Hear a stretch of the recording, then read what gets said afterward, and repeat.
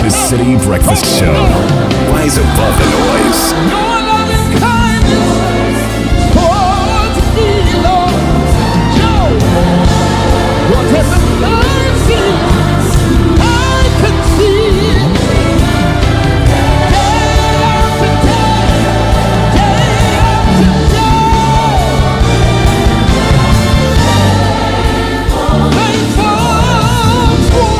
Citi 97.3.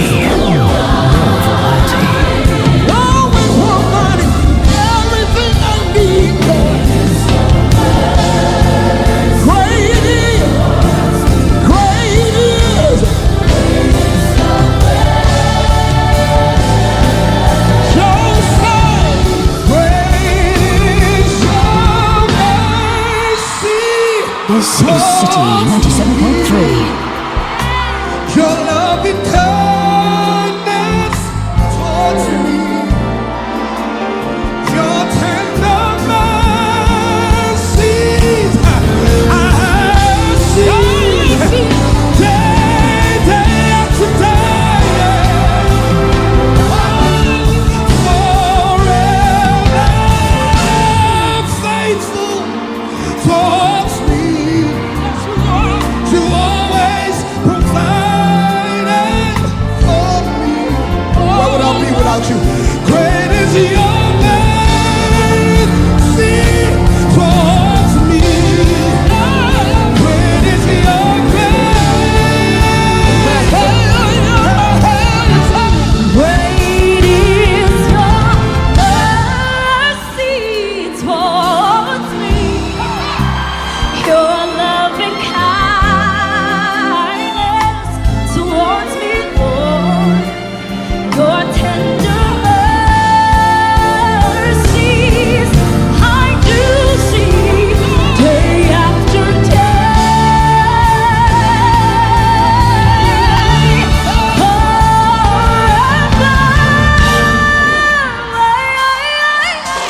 Citi 97.3. And you always provided for me. Great is your mercy towards me. Great is your grace. Great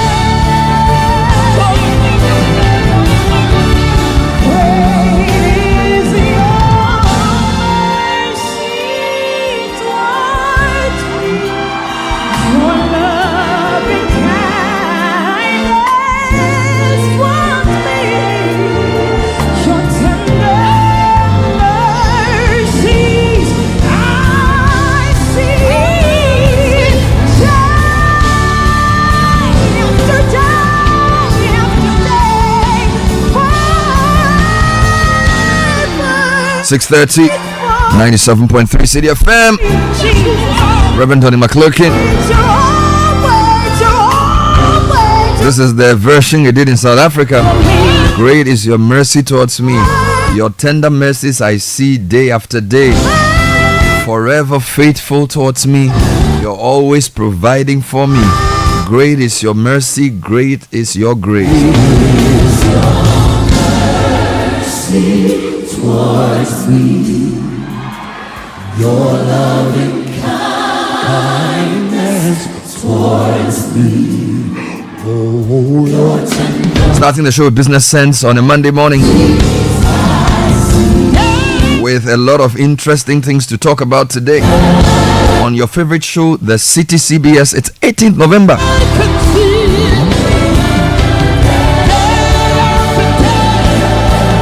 Great leaders are also great learners. Faithful Great leaders are also great learners. So a commitment to lifelong learning is required to be a leader that brings transformation. Because when you stop learning, you stop leading. Leaders must first be learners. They must learn to follow, to understand the mindset of a follower, to qualify to lead. So in your days of following, learn the art of leadership from the best. And learners eventually become leaders. Yes, indeed. So a commitment to learning and a willingness to apply that which is learned is important in your journey to leadership. So learn something new today.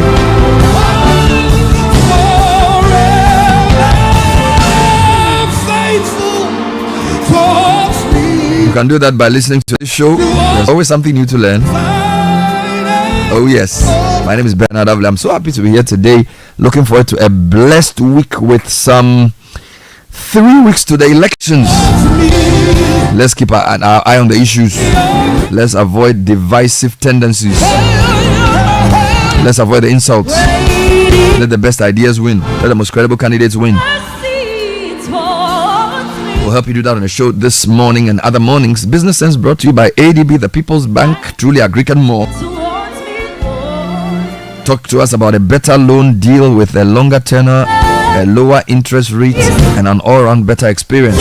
Call 0302-210-210. ADB, truly agric and more. And Piva Beverages is proud to be associated with the newspaper review segment. Enjoy the classic Piva Cola. We also have the Piva orange fruit drink, the cocktail fruit, the tangy, and the grapefruit drink. It's a sweet and juicy treat made right here in Ghana. A taste you would definitely love. For bulk purchase, call 0550-032-231. Your Christmas will never be the same with Piva. We're also powered by Total Energies. Our Bronya Liube promo is on. Change your engine oil at any of our major service centers and get a free elite car wash, whether it's Community 1 Tema, Apremdo, Oxford Street, Farah Avenue, Dakuman, Tessan or Liberation Road. We're giving your car a holiday makeover. Follow us on social media at Total Energies GH.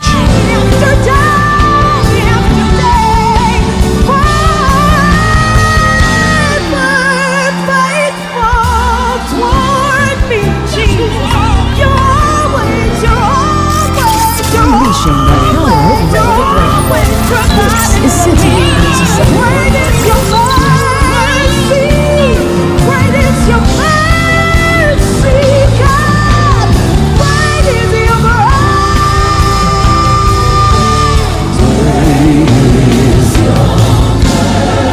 mercy towards me. Your loving This is the Citi Breakfast Show, the city's biggest conversation. We understand the excitement and preparations that comes when your child gains admission into senior high school. But we at the Agricultural Development Bank, ADB PLC, also understand the financial burden this comes with. The chop box, trunk, school mattress, you name it. That's why we have partnered with Prospectus Ghana Limited to offer financial support for parents by introducing the ADB Quick Purchase. With a smart loan of up to 20,000 Ghana cedis, you can pick up all the items on your child's prospectus for school. ADB PLC offers you a repayment plan of 12 months to relieve you of all that heavy financial burden. Every ADB customer who receives their salaries through the bank, military and police personnel, and all other workers on the Controller and Accountant General's payroll qualify for this facility. Walk into any ADB branch nationwide or any Prospectus Ghana Limited office near you to apply for the ADB Quick Purchase. Terms and conditions apply. ADB, the People's Bank. ADB, truly a Greek and more.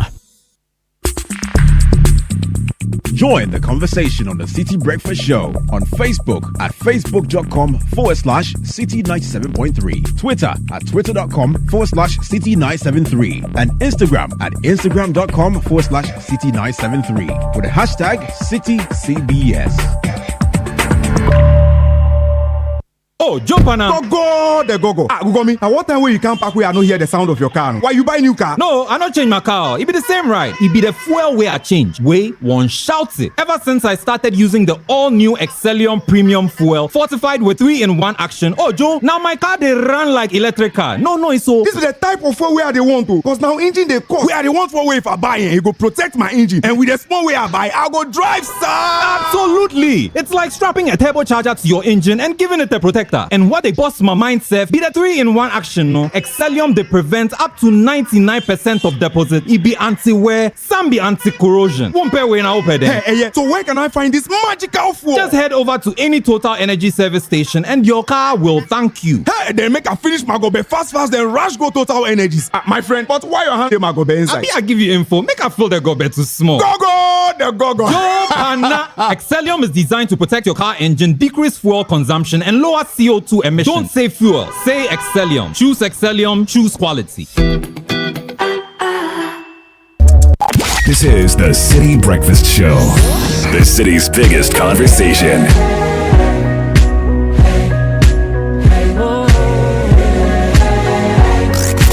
Unleashing the power of relevant radio. This is Citi 97.3.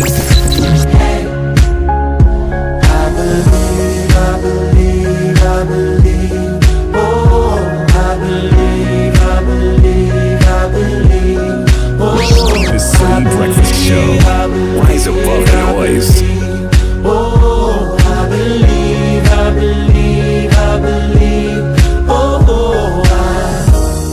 When the mountain seems too high, and you don't have the courage or the strength to climb, in the road you're on it, but still you run, though you cannot see the finish line, and dark clouds are over you, your sky's no longer blue, you marched on straight ahead, and somehow you made it through. Got to the mountain, and left the path for me. Your victory made history, and now I believe. Oh, I believe.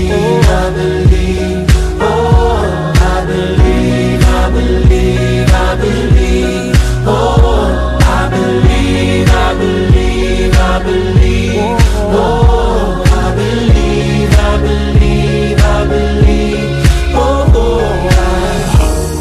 When it felt like you were weak and couldn't fight no more, on the ropes, and it seemed like you was gonna run out of breath, when the world was on your shoulder and the walls were in your way, you leaped and made it over. So 6:39, and we're going into the newspaper review segment this morning. I have Godfred, who will not wait for me to introduce him before he starts talking. No. And by the way, let me introduce you, Godfred Akotoboafo. Good morning. Gentlemen, good morning. Hi, good morning. I like your kaftan. I want a bit of energy. Good morning, guys. Good morning. More energy. Good morning, guys. Good morning. How can we have energy in this climate? What's wrong with the climate? The climate is down its own way. Oh, everything is fine. Look, we have an election in 3 weeks, and it doesn't even. Are you feeling it? Like, no, it's good. What's moving you? We don't feel it because there's life beyond elections. So we've become more experienced. Yes, you think so? I think people just know what to do. So let's just wait. Let's vote and let's move on. It's kind of like become the budget. Back then, it used to excite us. Now, there are some countries when you go in there vote, you don't even know. They just vote and get on with it. It's only here that we make it a life and death issue. So let's de-emphasize it. Let's talk about other things. Let's talk about greening Accra. Let's talk about eating good food. Let's talk about developing grassroots football. Let's talk about keeping our gutters clean. Let's talk about education. Let's talk about good health care. But speaking of developing grassroots football, have you realized how sadly all our MPs and potential MPs are supporters of grassroots football? Maybe we should use the election to such liars. No, let's use the election to force them to think more deeply about development. They won't. No, we can't. No, we should do it. They won't. So, for example, if I call some of them this week and say, okay, by the way, what is your plan for grassroots football development? They tell you to organize tournaments. By the way, a lot of youth. I was listening to a report filed by Benjamin Ago from Hokwe yesterday, and some of the people said they like the stadium. Oh, it's a very nice stadium. So, and one of the gentlemen said, he said very nice stadium. He doesn't have any form of entertainment apart from football, and the fact that that stadium has been built for him It's very good. So imagine if other MPs built stadia, proper stadia, where people can go on weekends to watch games. But I've spoken to you about what Amewu has done with the Hohoi thing before. Yeah. So that's what I'm saying. So I was say, so politics can be good if channeled well, because the people want votes. So if the people, and by the way, football brings people together. So if they do it well, you don't seem happy. No, I'm watching you with one eye. All the people are playing tournaments. But speaking of which, Otado, hey, your friend, talk to him. I lost to talk to that your friend. What's your problem? Talk to Otado. Fine. He will qualify us for the World Cup. We were having a good Sunday. He will qualify us for the World Cup. We were having a good Sunday. We didn't ask him for any presser. But why if he's working club, shouldn't he say it? Why if you went to do something, you should say it. Drop your credentials. Hey, in this. Yes. But he qualified you for the World Cup. When you were not having hope, he qualify you again. Anybody could have handled that one in Nigeria. It's not true. He's qualified you for the World Cup. Anyway, we are playing and he beat South Korea. We are playing Niger today. I want to take you to the stadium. Let's read the headlines. I want to take you to the stadium. It's okay. Will you go? It's okay. Majority to vote on policies is the front page of the Daily Graphic. Voters prioritize manifestos in graphic poll. Police inaugurates 3 new stations in Eastern region. Sign peace pact. U.S. ambassador to political parties. Explore debt for nature swaps to address Galamsey. I see. The Ghanaian Times is here. They also have the elections on their front page. EC reprints ballots for Ahafo, Volta regions over serialization errors. Affected ballots shredded and burnt. Government to support National College of Defense Studies. That's the president speaking. Farmer jailed 18 months for stealing akpeteshi distilling pipe. At least he was going to use to do something productive. Yeah, and on the back page of the Ghanaian Times, Black Stars chase face-saving win over Niger today. Front page of the Herald newspaper this morning. Minerals Commission and others caught up in dirty bribery controversy over Newmont, Achim and Bogoso Prestia mines. Ashanti Regional Minister rubbishes $507 million KJTR market project. And then also on the front page of the paper, there's a story on Jospon Group. They are at COP29 in Azerbaijan. The news center says election security watertight. IGP Dampare assures while commissioning 3 state-of-the-art model police stations in Eastern region.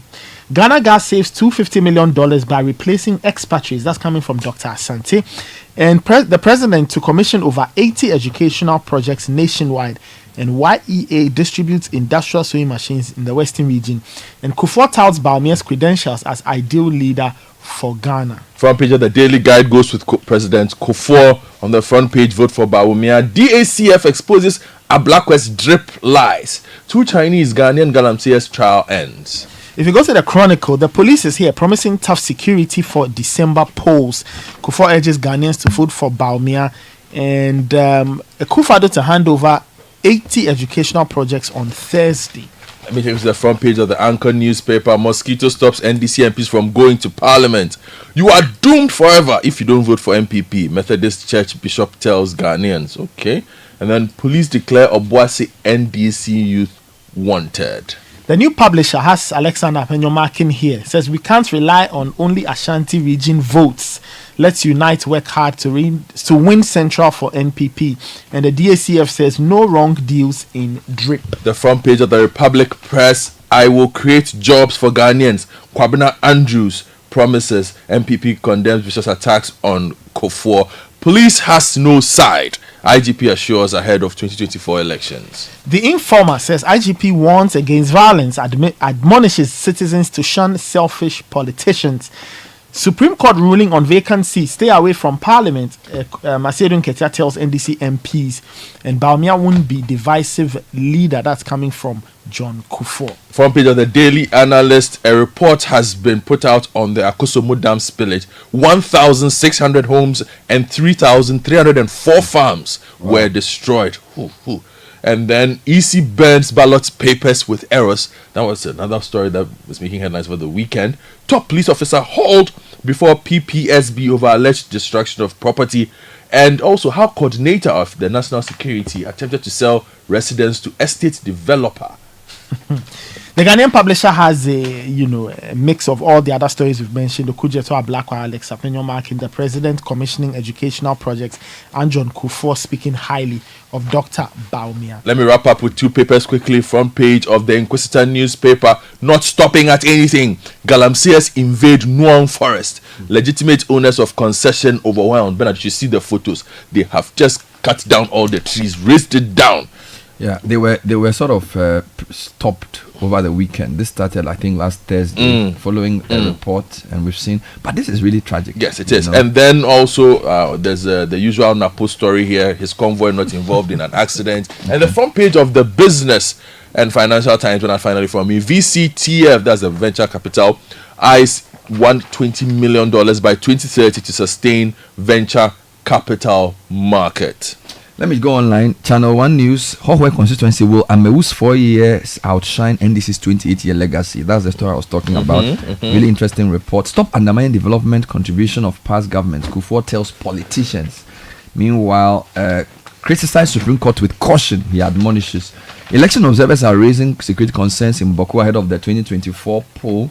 And then in other headlines, signed peace pact. U.S. ambassador tells political parties. The couple stories on City Newsroom I want to point you to. With 19 days to the election, TUC to strike today over unaddressed conditions of service. Also, Kufuor urges restraint in Supreme Court criticism.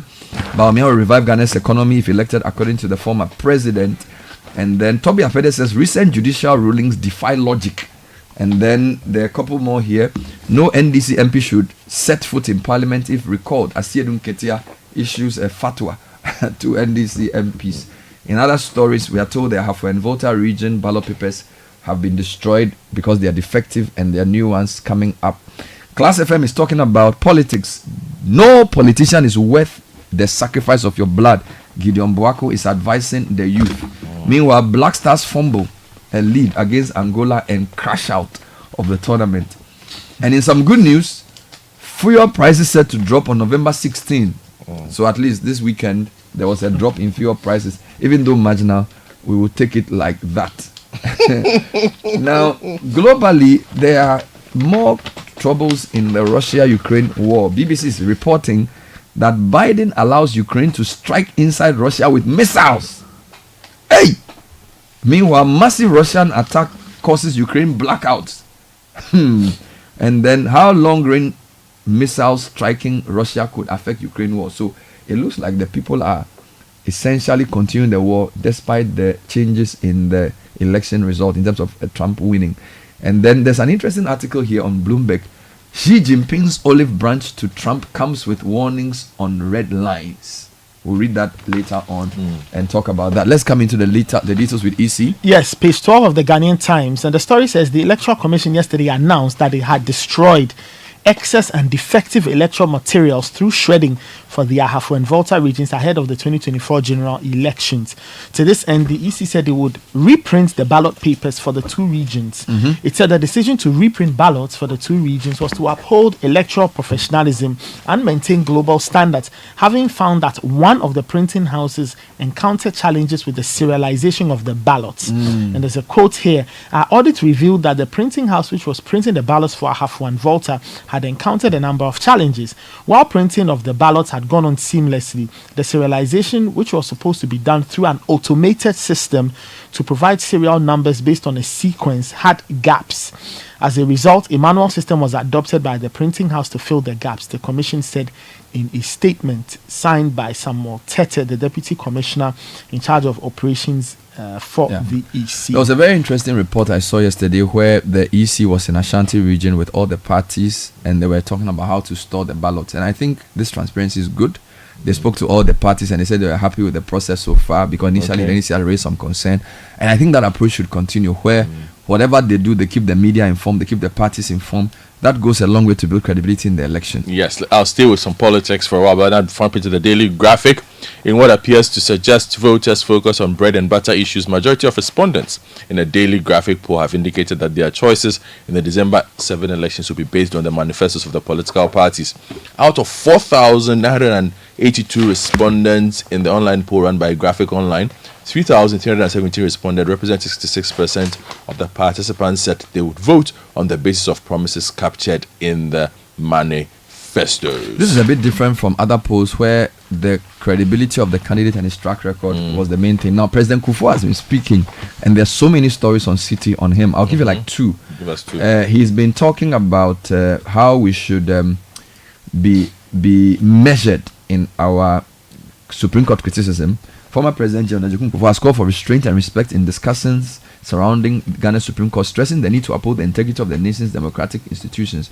His comments follow a contentious Supreme Court ruling that declares Speaker Abambame's decision to vacate 4 parliamentary seats unconstitutional, sparking widespread political and public debate. Speaking to the media on Sunday, November 17, President Kufuor underscored the judiciary's vital role in safeguarding constitutional order. He urged Ghanaians to exercise caution in their criticism, emphasizing that constructive discourse is essential to strengthen democracy. Now, still on former President Kufuor, he says we should stop undermining development contributions of past governments, and this one is a general point to politicians.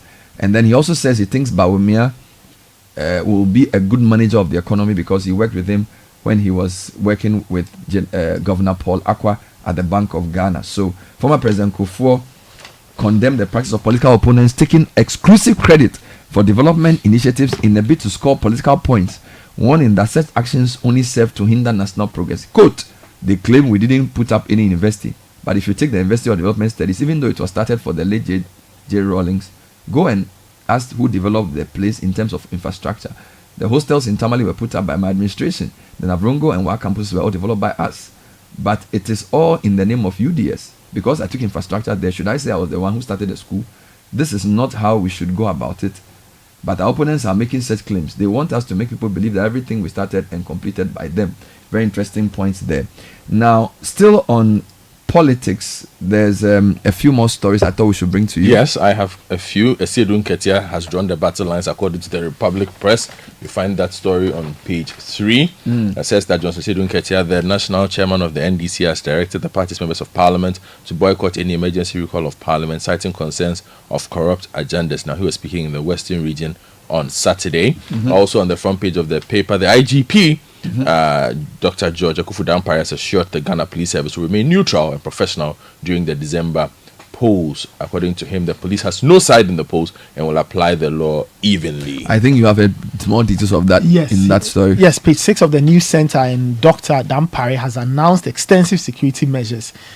He says that they have been implemented to ensure that the elections come off well. He's the chairman of the National Election Security Task Force. Okay. And he was speaking when he opened 3 police stations at Achim, in the eastern region, Achim Moso, Achim Abekwase, and Achim Mosiesu. Okay. Let me give you some stories from the Daily Analyst, Bernard. A data released by the Meper Development Association indicates that a total of 1,600 homes and 3,304 farms, including fish farms, were destroyed in Meper traditional area following the Akosombo Dam spillage, which occurred on October 15, 2024. To assess the disaster's impact, the municipal authority revealed that it has conducted its data collection on victims affected.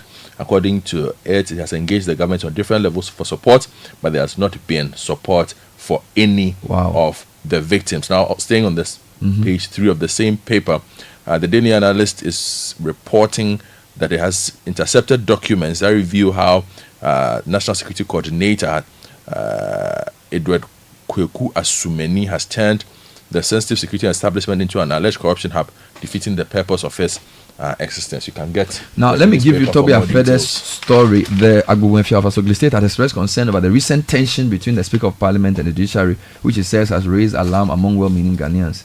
He criticized some judicial rulings, describing them as illogical and uninspiring. His comments come after the former Supreme Court Judge Justice William Atugba also raised issues over the composition of the Supreme Court panel that ruled in favor of the majority leader Penyo, marking suit challenging Speaker Babin's decision to declare the 4 seats vacant. Now, Toby appeared in an interview with journalists on the sidelines of the 9th congregation of the Ensign Global College in Acton in Lower Manya lamented the state of the judiciary and its recent interpretations of the law. It says it's unfortunate that the former Supreme Court Justice said the judiciary is becoming very predictable. It's unfortunate, and some of the decisions that have been made by them has not been inspiring. Okay, if you go to the court, this very interesting story of a farmer who has been jailed 18 months for stealing an akpeteshin distilling pipe. My lord. Now, a Hohoe circuit court, or a circuit court in Hohoe, has sentenced Olato Moses, an 18-year-old farmer, to 18 months in jail for stealing an akpeteshin distilling pipe. He pleaded guilty on the charge and was convicted on his own plea. Prosecutor Chief Inspector Charles Aziati told the court, presided over by Mr. Michael Johnson Abbey, that the complainant was a farmer who had a cottage, or who had made a cottage where he distilled akpeteshin. In October, somebody he noticed that his distilling pipe had been stolen. Now, the accused, Olato Moses, was arrested in another theft case by some civilians, and that was when it was revealed that he had stolen this distilling pipe, and so he's now in the grips of the law and is facing. Let me take you to Galamsey stories quickly, Bernard, on page 4 of the Inquisitor, where they talk about the Nuong forest and illegal miners, mostly made up of foreign nationals, have invaded the forest located in the Takwa Insuam area of the Western region. According to the story, it says that the Takwa Insuam Municipal Security Council at a meeting passed a resolution that the Forestry Commission should withdraw security that was protecting the forest for its owners. And there's a Galamsey story here when Nene Sakite, who's the Kono of the Manya Kroba traditional area and president of Eastern Regional House of Chiefs, has added his voice to the fight against illegal mining known as Galamsey. He is puzzled at the lack of political will to fight Galamsey. He calls it disappointing and disturbing, and he made the remarks in an address at the 2024 Bidukoza of the pole of Jigbe Hohwe and Binyigbe Peki, and said one might think that the Galamsey phenomenon was quite distant from them because it was not happening in the Volta region. However, the health implications and adverse effects on the country's water bodies knew no boundaries. Consequently, the call on all citizens to add their voices to efforts being made to draw public and national attention to the phenomenon. So you notice a number of chiefs speaking. Then the Sakite talking about Galamsey, Toby Afede talking about judiciary, another chief talking about voting. All of that happening within the weekend. Sports. Yeah, the back page of the Ghanaian Times. It says the Black Stars are chasing a face-saving win over Niger today. The game is at 4 p.m. in Accra. It's the last of the qualifying series, and the game means. But Jordan's free kick against Angola was good. Yeah, it's a proper free kick. Yeah, but he's injured now. So who is going? Is it the coach that you and I should go and play, or is it the FA? What is happening? We've discussed this already. Charlie, if we own the team, well, this is what will happen. So we are here. This is sad. It's very, very. If Niger beat us today, dear Charlie. Imagine we go through a because if Niger wins, no, we are last in the group. If Niger could potentially qualify. If Niger wins, they are qualified. Potentially edge Sudan. We are last in the group. So Niger have everything to play for. Breakfast Show, the city's biggest conversation.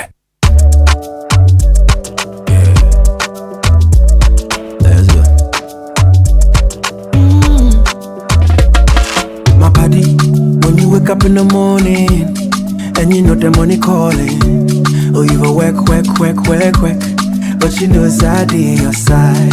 If I believe with us, if I hold my hand and believe, cause you know it's I on your side. And when you dream, no say I live by you. And when you hustle every day, many wanna go. Anything you do, I live for you. Many if I believe I live your side, fidelity. If I believe with us, fidelity. If I know I live your side, fidelity.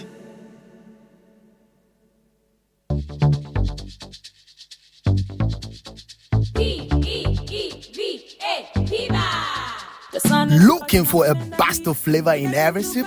Discover the refreshing taste of Piva beverages. Enjoy the classic Piva Cola flavor, perfect fit anytime. How about a fruity adventure? Try our delightful Piva orange fruit drink packed with recognized citrus flavor. Craving something exotic? Our Piva cocktail fruit drink brings the tropics to you. For a sweet and juicy treat, grab our grapefruit drink and don't miss out on the refreshing Piva Tangerine fruit drink, busting with tangerine flavor. Beaver Cola, Beaver Orange, Beaver Cocktail, Beaver Grip, Beaver Tangy. Grab yours today. Available now at your local store. Call us on 055-00-322-31. Beaver, a taste you love. This advert is FDA approved. P for Peaver.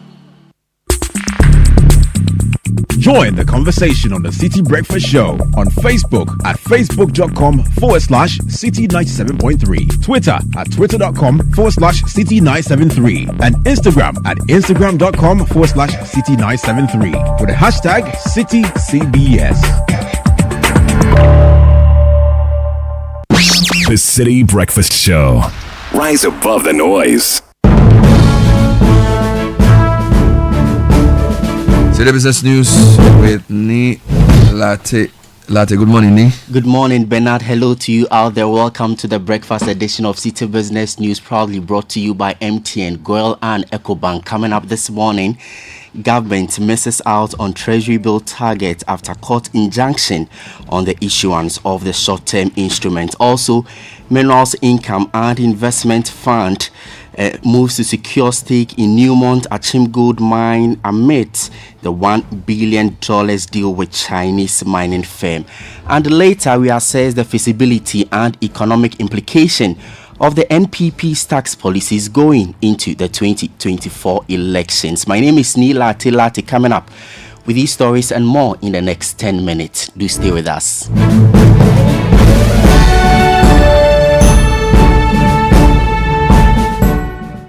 Thank you for joining us. Investor demand for Treasury bills on the money market dropped this week by 16.2% as the government fell short of its issuance target. This is coming after a private legal practitioner secured an injunction application over the Treasury bill auction, citing the government for failing to seek parliamentary approval. Now, according to the latest auction results from the central bank, the government missed its Treasury bill auction targets by 1.04 billion Ghana cedis. Here's more. This undersubscription follows a continuous 5 weeks where the government exceeded its target. Despite an interlocutory injunction against T-bill issuance, investors pushed through bids totaled at 5.2 billion Ghana cedis, below the set target of 6.2 billion cedis, clearly indicating a cautious approach amid the appetite to take advantage of rising yields. All bids submitted by investors were accepted. For the 91-day bills, the government accepted all the 3.9 billion cedis tendered. Similarly, all the 653 million bids for the 182-day bills and 584 million cedis for the 364-day bills were accepted. Meanwhile, yields on Treasury bills continued to rise, with interest rates averaging between 26% and 29%. The yield on the 91-day bills increased by 14 basis points to 26.9%, while the yield on the 182-day bill rose by 11 basis points to 27.7%. The rate on the 364-day bill increased by 9 basis points, reaching 29.2%. Emmanuel Opon with that report. Now, the New Patriotic Party has unveiled a series of ambitious tax policy proposals as it gears up for the 2024 election. These include a flat rate tax system, reforms to the VAT regime, a tax amnesty program, and the abolition of the controversial e-levy. The party aims to simplify Ghana's tax structure and make compliance easier for taxpayers. But how practical are these proposals and what impact could they have on the economy? I have more in the following report. A careful look at the NPP's 2024 manifesto shows that the party has promised to implement wide-ranging tax reforms to shape the country's economic landscape. One can count 10 tax proposals. 1 is the flat rate tax system. Policy number 2 is VAT reforms. Policy number 3 is a tax amnesty program. Policy number 4 is betting tax abolishment. Policy number 5 is reduce withholding tax for all small-scale good exports up to 1%. These tax reform proposals may offer potential benefits, including broadening the tax base and fostering a more inclusive digital economy. However, they also pose some significant challenges to revenue generation. For instance, the flat tax rate system could disproportionately benefit higher income earners as it eliminates the progressive rate that places a larger tax burden on those with high income. The Ghana Union of Traders Association GUTA mainly imports goods into the country and is often concerned about taxes. What is their thoughts on these plans? Dr. Joseph Obin is president of GUTA. And how do we ensure compliance? Is to simplify the tax system and also make it affordable. And that is all that we seek. And that's why we welcome all the suggestions coming from all the political parties that they want to simplify the tax system. Some 8 years ago, businesses grappled with what were then termed as nuisance taxes. The opposition party at the time, the NPP, campaigned heavily on the promise to abolish these taxes if elected, giving rise to their mantra of transitioning the country from taxation to production. In 2017, the NPP government fulfilled part of its promise by eliminating 11 nuisance taxes, offering relief to businesses. So what more are they promising the citizenry this time around? Policy number 6 is investment tax credit for startups. With regards to other policies, digitization of tax administration. Policy number 8 is a flat rate for all importers. Policy number 9 is to harmonize port charges. Perhaps the most controversial element of the NPP's tax reform policy is the abolishment of the e-levy. But does the NPP have any justifications for these proposals? Dennis Miracles Abuaji speaks for Dr. Baumia's campaign team. He's introducing the flat tax rates basically to ensure that if you are buying a 40-feet container from Germany filled with Benz mirror, and I'm also buying 40-feet container from Germany filled with Benz mirror, we all know how much we are paying. He's also spoken about the fact that the assessment and the payment should be digitalized. But with these proposed tax reforms by the NPP in mind, do they appear to align with expectations to expand the tax base and enhance efficiency in revenue collection? I have been engaging some players in the industry. Francis Timoboy is a tax consultant. I think that if we don't calibrate it very well, it will benefit the high income earners and then the poor will suffer. Again, if it's not well calibrated, you know we are under IMF. Anything that leads to revenue loss, they will not be happy with it. The NPP again said they are going to do tax amnesty. Something that some of us have spoken against it, that it is too early to do that. The objective of the NPP's tax reforms is to enforce compliance, minimize tax evasion, and discourage tax avoidance. The party's huge responsibility will be to balance revenue generation with other issues such as production bottlenecks, high cost of living, as well as financial inclusion should they win. But more importantly, as the election draws closer, it will be the ability of the NPP to communicate the benefits of these reforms and respond to criticisms to secure voter confidence about their economic management. Now moving on, the Minerals Income and Investment Fund has disclosed that it is currently in discussions with Newmont's Achim Gold Mine and its partner, a Chinese mining firm, about acquiring a stake in the operation. The move follows a previous announcement of a planned $1 billion sale of Newmont Holdings, raising concerns over the potential loss of Ghana's control over its valuable natural resources. In an interview with the media to provide updates on the fund's role in ensuring Ghana maintains its strategic role in the mining sector, the Chief Executive Officer of MEF, Edward Nana Yao Cranton, also disclosed that indicated the importance of diversifying investment within the sector. I'm sure you're aware of the Achim transaction where Newmont sold its Achim mine to Xinjiang of China.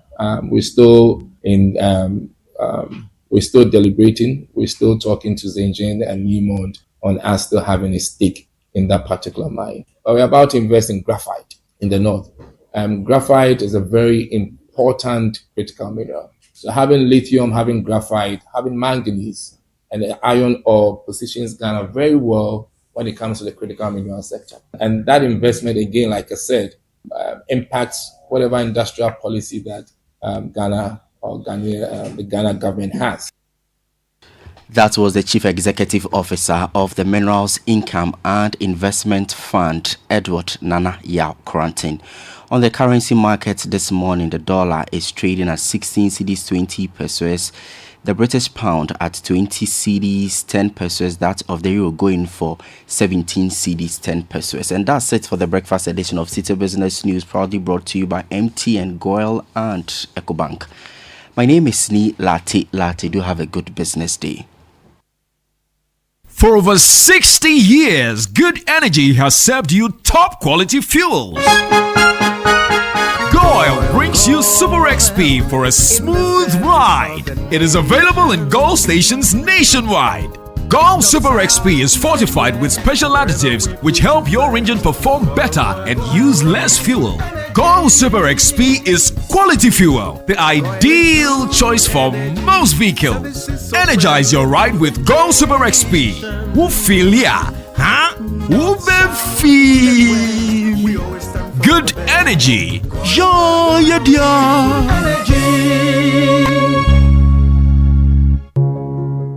Every day, people have money emergencies. Ma, I need my school fees. Mommy chop money. Cratchet. Mommy rent. Emergency. Now, there's a new emergency number in town. More money, challenge and enjoyment. At the top life we got. Dial star 770 hash for money emergencies and chop life. For emergency access to your bank accounts, transfers, utility payments, loans, and more. Dial star 770 hash. Bank on the go even without data with EcoBank's short code for digital banking. EcoBank, the Pan-African Bank. This is the Citi Breakfast Show, the city's biggest conversation.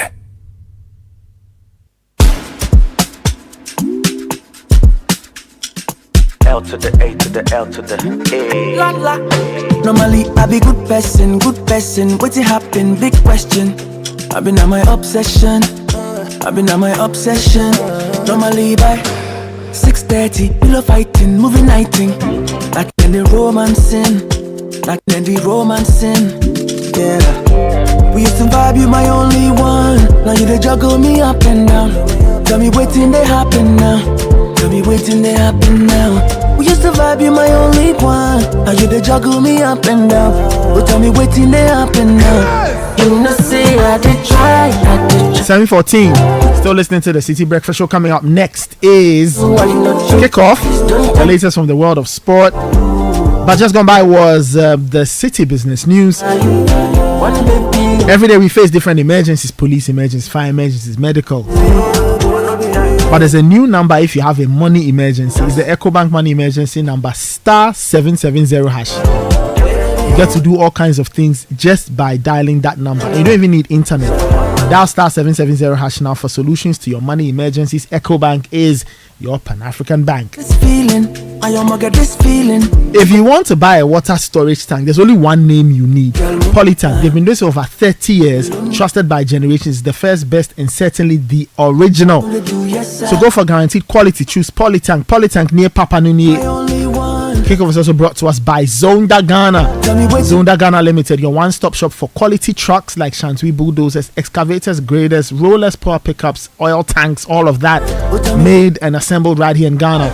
Visit any of their 7 branches across the country. You can go to their head office off the Tema Plow Road, close to the Free Zones Enclave. Call 0501 772222 or 0501 773333. Zonda, built in Ghana, building Ghana.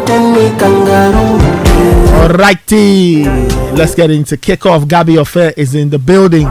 It's been a very, very complex weekend if you're a Black Stars fan. Hey! right, let's get into kickoff. This is the Citi Breakfast Show, the city's biggest conversation.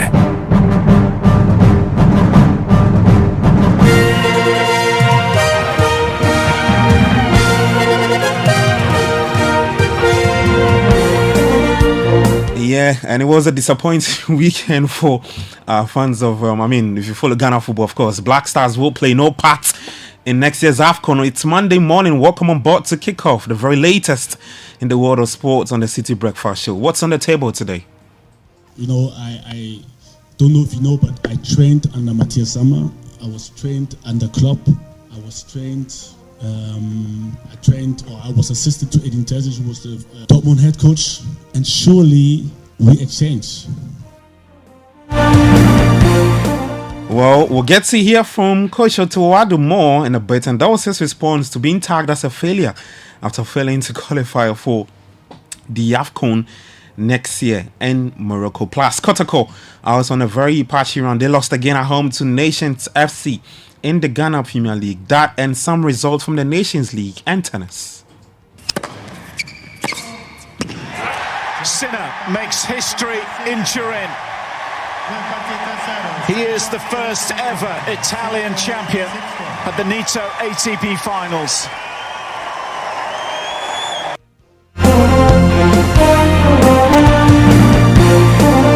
Alright, so thanks to Shao Lashaho, Zanda, GH, and Politan Ghana for doing this with us. My name is Gabio Fan. Let's start off with the Black Stars, and they failed to secure a spot at next year's AFCON in Morocco following a disappointing qualifying campaign. While under Otuado's leadership, the team ended Ghana's 20-year streak of consecutive AFCON qualifications after last Friday's draw against Angola. But today, Jordan Ayew, Gideon Mensah, Ali Ditsiedu, Abdul Fattah Isaku have been ruled out of today's AFCON qualifier against Niger due to injuries, and that game will take place at the Accra Sports Stadium.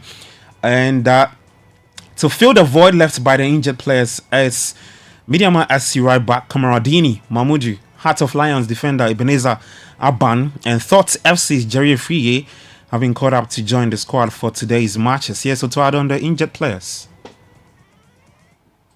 We have a lot of injured players. It's not only us, it's also other national teams. The prayers are really with those who are injured, especially Fatau. It's going to be, I think, a very serious injury. Hope not, but could be. My prayers are with him. In this situation, I always like to thank everybody who's coming, committed to play and give his best for this country. And somebody gets injured makes me very sad. And surely now it's an opportunity for new players to come to show themselves. I don't think there's somebody, even when let's say we play a friendly match, I want to win. There's no way I will just go and play and I want to lose. But the mindset is it's always about winning. It's always about doing the best. And well, that's Black Stars head coach Otuado speaking there, and he was asked if he is the best fit for Ghana after steering Ghana to not qualifying for the AFCON for the first time in 20 years. I don't like to speak about myself like I'm the best or whatsoever. It's not my nature, People can judge me, and surely most of the people will judge me by the results, which were not good. But I have friends, I have mentors, I don't know if you know, but I trained under Matthias Sammer. I was trained under Klopp. I was trained. I was assistant to Edin Terzic, who was the Dortmund head coach, and surely we exchanged. And for me, this is relevant. If they say this or that, and they're also critical with some things, and I understand this, but this has much more value if I speak to Jurgen Klopp and he stays with this or that, or if I send him maybe some scenes, then somebody from anywhere saying, oh, blah, blah, blah, blah, this is bad. So I try to get better every day. And so that's Black Stars head coach Otuado speaking ahead of today's game against Niger at the Accra Sports Stadium. That game is at 4 p.m. Later today. Well, let's stay with Ghana's group. That's Group F, and the second place finishes up for grabs in that group, with Sudan needing just a draw against already qualified Angola. A lot for Sudan, however, could open the door for Niger, who must beat Ghana today at the Accra Sports Stadium. So Niger and Sudan looking to take up the second place and qualify for Morocco 2025. Well, for the matches coming up today, well, some countries are also looking to qualify. We have 5 more places up for grabs for next year's AFCON. At 1 p.m, Malawi will take on already qualified Burkina Faso. At 4 p.m, Libya take on Benin. Libya have a unique opportunity to climb from last place to second if they beat Benin today at home. At the same time, in that group, Nigeria have already qualified, but they play Rwanda. And for Nigeria's interim boss, Augustine Eguavin, he says they would apply the same pressure to beat Rwanda today. Our boys are 100% professionals, and they know what it takes to win games. They know what it takes to perform.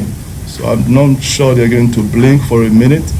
The way we approach Rwanda, the same way we approach Brazil, the way we approach Argentina, the same way we approach Rwanda. All right, so that's Nigeria's interim boss, Augustine Eguavin, speaking there. Well, Central African Republic will face Gabon at 7 p.m. Comoros take on Madagascar. Morocco, who are the host nation for next year's AFCON, are up against Lesotho in that game. Tunisia take on Gambia. That's it for today's AFCON matches. Well, here in Ghana, Hamza Issa's early goal secured a vital victory for Accra Hearts of Oak as they edged past Carolina United 1-0 in Tamale. With this, the Phobians have broken into the top 4 for the first time this season. Here's what Abubakar Ouattara thinks about the team's resurgence in form. I think I'm telling the fans every time and everywhere I go, I tell them, say, this game we are playing for them. If the fans are happy, we are happy. And we need them to come for the next game, to come in numbers, to encourage the team. Not only on the Facebook, on the social media, but come on numbers in the stadium, follow these boys, encourage them. You see, today we have the students who come to. All right, so that's House of Folks. Head coach Abubakar Ouattara speaking there. Well, on the part of Kotoko, they lost to Nations FC, and Nations are now the new leaders of the Ghana Premier League after week 11. Yes, Kotoko's head coach Prosper Natogum. Very ready to get the maximum points. Unfortunately, we couldn't get it. We just have to try as much as possible to find solutions to why we are unable to win. I'm sure once we are able to do that, will be good to go. And as a coach, I need to make sure that I find solutions. All right, so that's Kotoko's head coach, Prosper Nate Agum. Let me run you through some of the results from the Ghana Premier League. Samuel Prempeh scored the only goal for Young Apostles as they beat Samatex by 1-0. BBN Gold Stars suffered 2-0 defeat to rivals Mediama Sporting Club in the Western Derby. Dreams FC beat Vision FC at home by 1-0. And for Vision, they've gone 5-game winless streak in the Ghana Premier League. Legon Cities moved up to... they moved out of the drop zone with a hard-fought 2-1 win over Basake Holy Stars at home. Well, we take it to Europe, and England returned to the top tier of the Nations League in an emphatic fashion as the Republic of Ireland were trashed at Wembley in Lee Carsley's final game as interim boss. Carsley will now hand over to Thomas Tuchel, who starts on January 1st after winning 5 of his 6 games with England on the power here following a drop first half to run right out at the break. We hear from England's duo McGahey and Conor Gallagher. It was always going to be tough. They're a good side. They're very organised. They made it difficult for us. In them games, it's really hard to break teams down, but patience is key in those games. And I'm glad the boys did such a good job today. Harry Kane back in the team. What a pass! Yeah, unbelievable. Me and Mike were just saying actually that's just an incredible pass. Like I didn't see it at all, and I thought he dragged it. And then all of a sudden, it's gone straight to Jude, and yeah, we go 1-0 up. So yeah, unreal. All right, so that's England duo, McGahey and Conor Gallagher. Some matches coming up today in League A of the Nations League. Croatia will take on Portugal. Poland take on Scotland. Serbia will play Denmark. Spain up against Switzerland in the Nations League. Wrap up with tennis. And world number 1, Yannick Sinner defeated American Taylor Fritz 6-4 in Sunday's showpiece to win the ATP Finals title in front of his home fans in Turin. Sinner is now the first player to win the season-ending title without dropping a set since the legendary Ivan Lendl in 1986. Taylor, first of all, want to congrats to you, to amazing week again. You've been so consistent throughout the whole season. To you and your team, you are working very, very hard to be in this position. I know that, so keep going. You are on the right track. All right, so that's the champion for the ATP Finals, Yannick Sinner. He's a world #1, and that's your sport. For more, you can head to citysportsonline.com and on X at City Sports GHA. Kickoff was proudly brought to you by Shell, Leshelle, who's on the JH and Politangana, Papa. Then you'll be back later at 5 p.m. with Sport Flash on the Traffic Avenue. My name is Gabriel Fair. Enjoy the rest of your day. Do take care of yourself, and bye-bye. Hey, well, yo, I did tire for Abu Chef. See, everything I do, Abu won't do some. Last year, I bought a cattle farm in Yanton. I see he go buy a farm next to mine. I marry Fauzia. No, he marries Fauzia's sister. I buy my motorbike. I see no, he go buy motorbike too. But you don't see, since you buy your bike, he has bought 4 motorbikes, which have all broken down. He don't maintain bikes at all. His problem be say he dey put wrong lubricant for his bike inside. The correct motorbike oil where if you put inside be Shell Advanced Lubricant. Shell Advanced Lubricant be the only motorbike oil where they make them for motorbike to protect engine, clutch and brake. Where no. Wait me, wallahi, I no go tell him. Shell.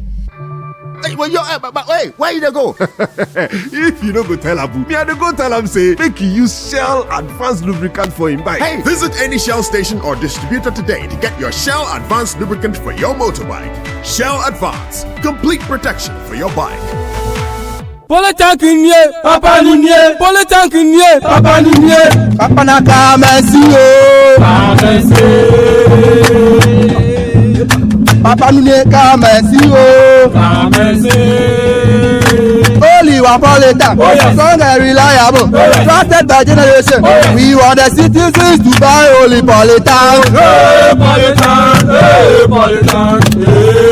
Politankinye, Papa Ninye, Politankinye, Papa Ninye, Accra plumbers say so. Guys, Charlie, you know that mining contract I've been chasing for years now. I just got awarded the deal, but the issue is where to get the right and quality heavy duty trucks to execute this job here in Ghana. Relax, my guy. Remember my recent construction deal at Pokwase? Zonda sorted me out. Zonda? What? Who is that? Zonda Tech Ghana Limited is your one-stop shop for machinery, heavy and light duty trucks and pickups. They have the Shantui bulldozers, graders, payloaders, rollers, power pickups, 4-land light trucks, TX trucks, and oil tanks, made and assembled right here in Ghana with top-notch after-sale service and standard prices. Made in Ghana. This is amazing. You haven't seen my Zonda power pickup, which I take to the office? Strong, durable, and tough on our roads. Hey, that's from Zonda too? Absolutely. Zonda is the right place for you, my guy. Oh, now I am sorted with Zonda. Zonda Tech Ghana Limited, your solution for heavy and light duty trucks, located at Tema, off their Flower Road. Call 0501-772-222 or 0501-773-333. Zonda, built in Ghana, building Ghana. In a world where only the best survives, you need a fuel that can match your drive. A fuel with unparalleled protection for your engine, superior efficiency, and unrivaled performance. A fuel so unbeatable, when you get behind the wheel, you'll focus on what really matters. The journey ahead. That fuel is Shell V-Power, because no other fuel gives your engine better protection, better efficiency, and better performance. Be unbeatable. Drive unbeatable. Shell V-Power. Shell, go well. Yasakofa fufrabo, pepe powder, bekwa ojawo. Sankofa pepe powder, sankofa pepe powder, sankofa pepe powder. Etienne awo, go better than your botoyua. Sankofa got you covered. Go for sankofa pepe powder. Sankofa pepe powder. Abuna abonje krakra. Sankofa pepe powder. Red and hot, very natural. Sankofa pepe powder. Chichinga and Nambia. Sankofa pepe powder. Noodles, Ghana jollo. Sankofa pepe powder. SC anete. Sankofa pepe powder. Sankofa pepe powder. Sankofa pepper powder. Sankofa pepper powder. Ciao.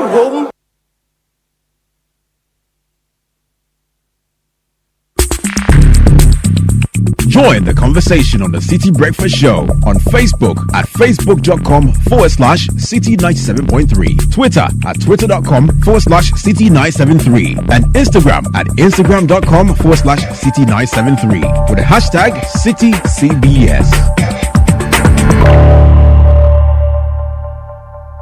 Join the Republic Verse. Enter the Republic Bank space. Online or within the banking hall, we open the right doors for you to make the most of life. With our suite of superb banking products and services, our clients, corporate, SME, investments and individuals get to enjoy amazing benefits. Republic Bank, we're the one for you. We're the one for you.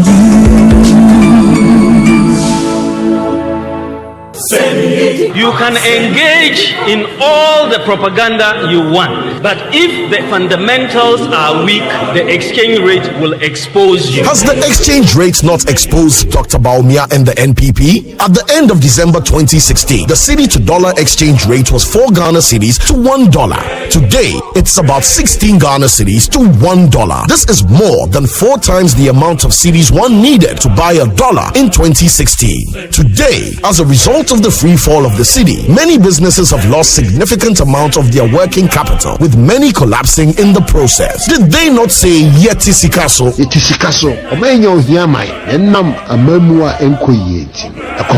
Ghanaians are worse off as prices continue to soar on a daily basis. Putting food on the table has become a daily struggle. The hardship is real. It's time for change. Vote for change. Vote for John Dramani Mahama and the NDC.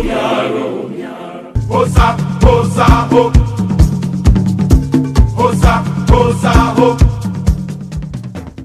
The Association of Ghana Industries, in collaboration with the Ministry of Trade and Industry and the Ghana Standards Authority, presents the 13th AGI Ghana Industry and Quality Awards. Theme: Navigating the Uncertainties of our Business Landscape to Sustain Productivity. Date: Wednesday, 20th November 2024. Time: 6 p.m. at the Accra International Conference Center. Major sponsors: GASM, GCB Bank, Softcare FM Manufacturing Company, Goyle, Promasidor, Petrosol, Wilmar Africa, Olam Agri, Activa International Insurance, Ghana Gas Company, Rona Motors, B5 Plus, GB Foods. Co-sponsors: Coca-Cola, Guinness Ghana Breweries, Accra Brewery Limited, Arcadia Industries, ATL, Casapreco, Sleek Garments. For tickets, please call 024-449-9101. Be part of this excitement.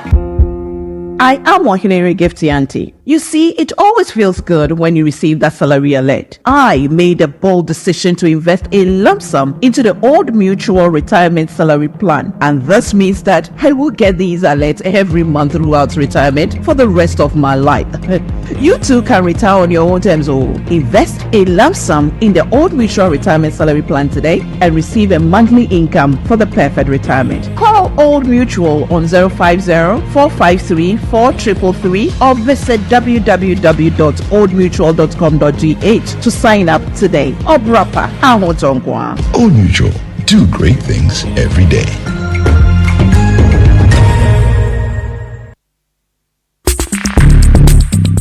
Join the conversation on the Citi Breakfast Show on Facebook at facebook.com/Citi97.3, Twitter at twitter.com/Citi973, and Instagram at instagram.com/Citi973 with the hashtag CitiCBS. The Citi Breakfast Show. Rise above the noise.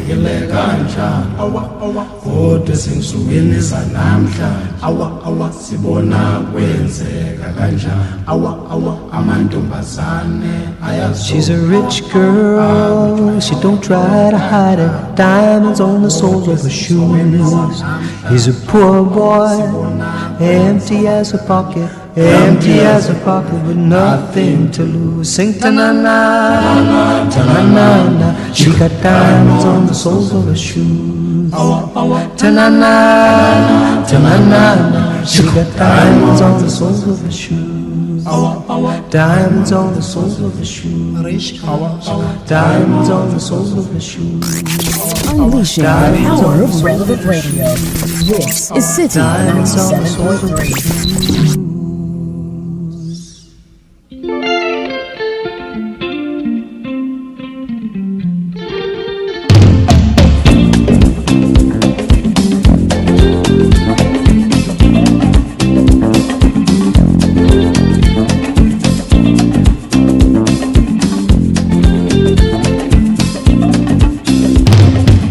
'People say she's crazy, she got diamonds on the soles of her shoes. Well, that's one way to lose these walking blues. Diamonds on the soles of your shoes. She was physically forgotten, but then she slipped into my pocket with my car keys. She said, "You've taken me for granted because I please you." Wearing these diamonds,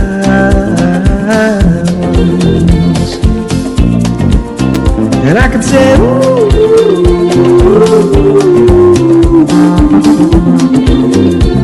as if everybody knows what I'm talking about. As if everybody here would know exactly what I was talking about. I'm talking about diamonds on the soles of her shoes.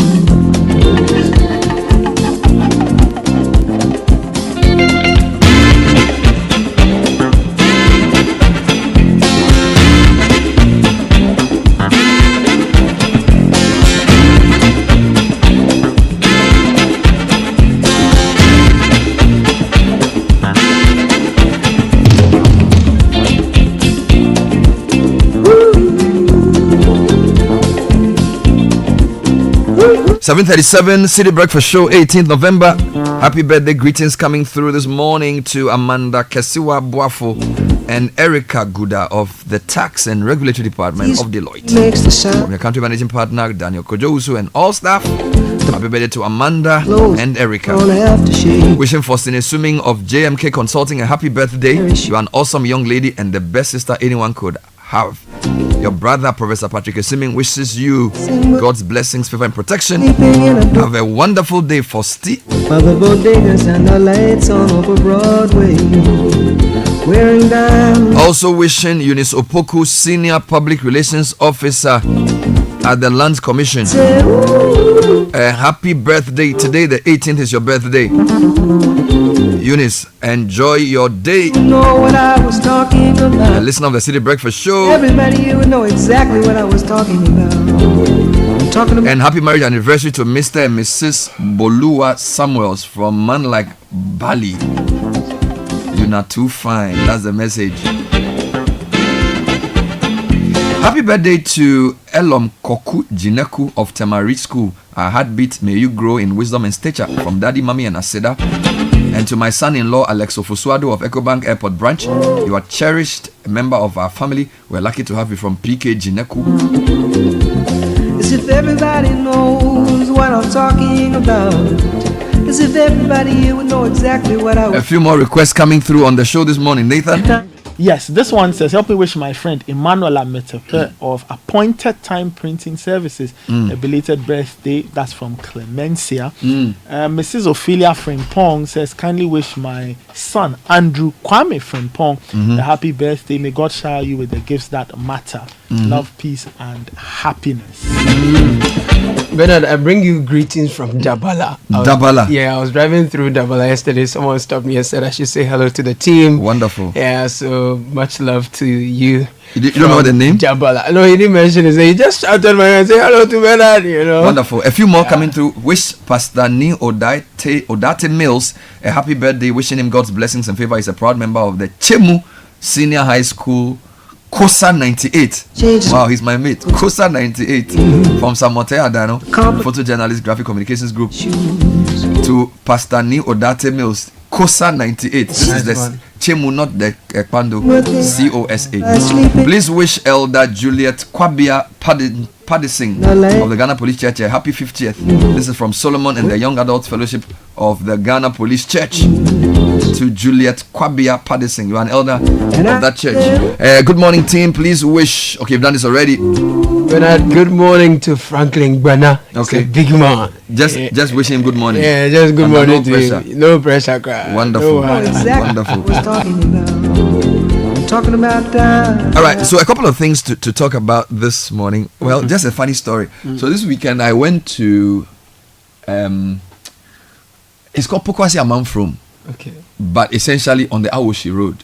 All right. And I missed the road twice. Wow. I don't even know how. What happened? So, usually when I use the Pokwasi interchange, I would go to Nsawam or I'll go to Kwabenya. Also down there. So I was coming from Achimota or Fanko. So basically Achimota, the main middle road of Fanko, then I'm going to Awoshi. But this Pokwasi Amanfrom, you have to get onto the Awoshi Road. Mm-hmm. Yes. And then you make a right after like 3 or 4 kilometers. All right. So basically, that road takes you to the Awoshi Road, right? Yeah. Good. So I'm coming from Achimota, and I'm driving towards Nsawam Road. Now the road is confusing because the middle lane takes you to Nsawam. Straight. Then there's another one that I thought would take you to Awoshi. That also took you to Nsawam. Then there's a third one that takes you to Kwabenya. So apparently, when you get to the end of the third one, then there's a left, like basically we say get off the ramp. Mm-hmm. So that ramp then takes you to Awoshi. So my first attempt, I went to the middle lane and ended up on the way to. So I had to do a roundabout. There was a roundabout they had done, and I came back and connected to Awoshi. Yeah. So I said, okay, I'm coming back in the evening. Where And were I you said, coming from? Achimota. I'm coming from Accra. Yes. So on the main Achimota of Fanko Road. So you'd have used which the means- extreme, okay. right? The main Achimota Road Okay, from Achimota, what do you call it? St. John's From and here. all that, yeah. Just straight. Straight. Okay. From no here problem. straight. Straight. Okay. Good. So I go in the morning. I go like 11. Then I come back and I say, okay, 4 p.m. This time You're not gonna miss out. the thing will not catch me.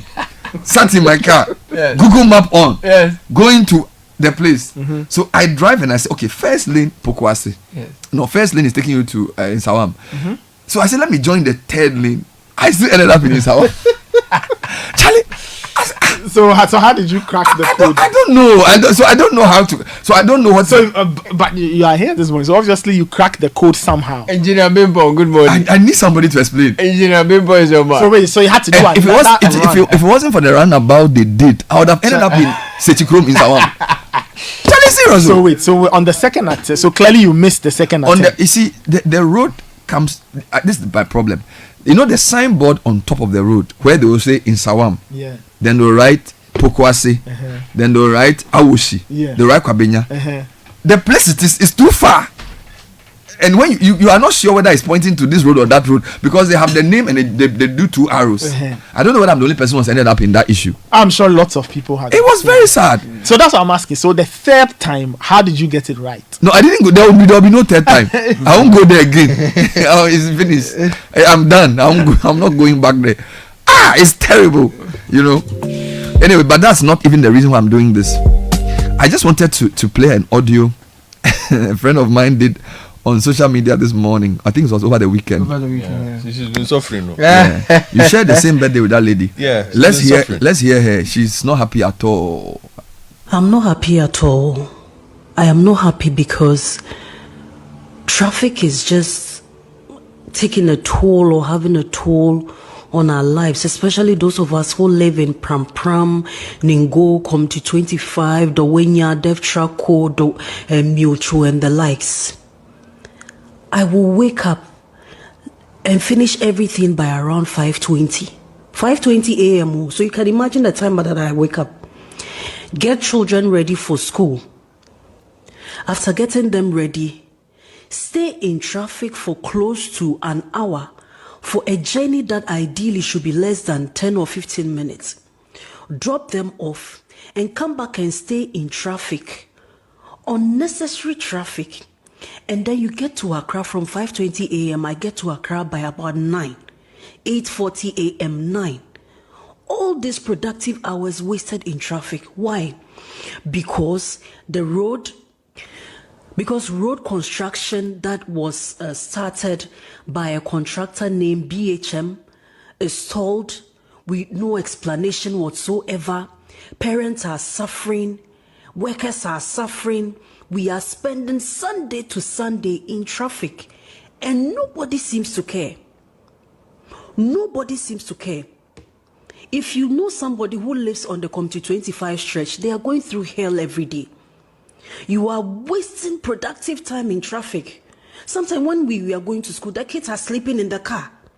Sometimes you, the parent, you are tired, you are exhausted because you are just driving and there's no movement. You get to the Pombaria runabout. There's this huge crater which has been formed because of the recent rains. Nothing is being done about it. When they started constructing this road, we were like, oh, hallelujah. Now the traffic is going to be eased from Citi Brothers towards Pombaria, then to Pram Pram Junction. The pillars at Pram Pram Junction are sitting there. When you get to Savannah Junction, the excavators and the heavy duty machines they were using, they've all been parked there. It's like work has stalled. And now we are the ones suffering. Monday to Sunday. Even Sunday, I walk the traffic. We cannot have a normal life because of this. So I'm asking why. Who needs to make sure that the roads from Citi Brothers to Pombaria to Community 25 is fixed? Who do we need to talk to? Because we keep complaining, nobody is saying anything. From Central University to Pombaria, you can spend close to 6 hours in traffic on a weekend if you don't take care. Why? Why are we doing this to ourselves? Is it such a Herculean task to construct that small stretch of road? What will take us to?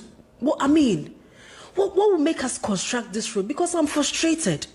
I'm a mother to young children, and sometimes when you wake them up as early as 4 a.m. to take their bath because you want to avoid traffic, it is so painful to watch them. And the thing is that there's nothing you can do about it. Someone will say, oh, take them to a community school. The school is right in the community. It is right in the community. It's not like it's far. It is right in the community. Yeah, Brett. Our cars are wearing out. If you want to use the back roads, that's the Citi Realty Road. That road too is a mess. When it rains, Bobo. What is it? What is it? Why are we doing this to ourselves? Please, roads minister, contractor, whoever knows anybody, please tag them. Let them construct this road for us because we beg them. We are suffering. I'm a mother and I'm exhausted. I work, I'm exhausted. Ask anybody who lives around the stretch. If you are doing a business around the stretch, it is exhausting. Why are we doing this to ourselves as a country? Why? 5 a.m. then you see children trying to get trotros to school because they don't want to be in traffic. Ah, dang. What is it? Please, let's fix our roads.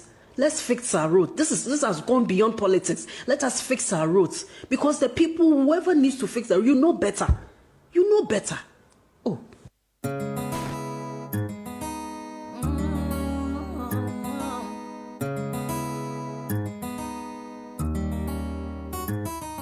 A scrub is a guy that thinks he's flying this, also known as a buster. Always talking about what he wants and just sits on his.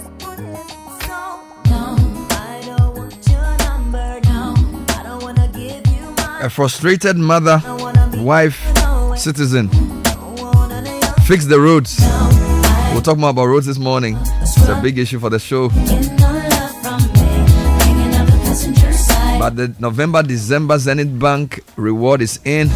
Rewarding SME business card holders with exclusive giveaways. Be one of the first 40 customers to sign up for a Zenith SME business card and receive Total Energy fuel vouchers to fuel your car. Or be one of the 100 Zenith SME card holders who will receive shopping vouchers from Amazon when you spend a minimum of 10,000 cedis on internal transactions in November and December. The Zenith SME business card is the card that keeps giving and the ultimate payment solution for SMEs. Sign up for one today. Call 0302-680-884. Zenith Bank, in your best interest. And the new order of retirement is here. You can retire on your own terms with a guaranteed monthly income for the rest of your life. Simply invest a lump sum into the Old Mutual Retirement Salary Plan today and start receiving monthly income to enjoy the perfect retirement. It's that easy. The best part is you get to enjoy salary increase 16% in 2023-24. Call Old Mutual on 0504-534-333 or visit oldmutual.com.gh or simply dial *789 *01 hash to request a call. Obrapa Ahuntonkwa.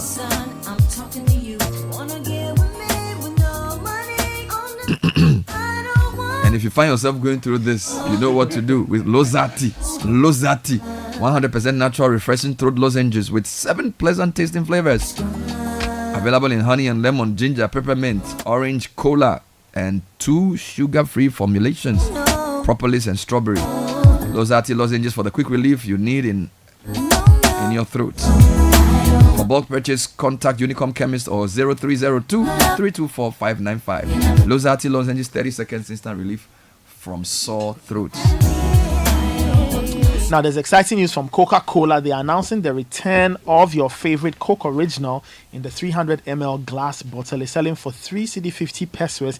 Now, for those who want a different twist, you can get your favorite Coke in a PET bottle at 6 cedis. For more info, go to their various social media pages on Instagram and Facebook at Coca-Cola_GH. Experience real magic with Coca-Cola's original taste.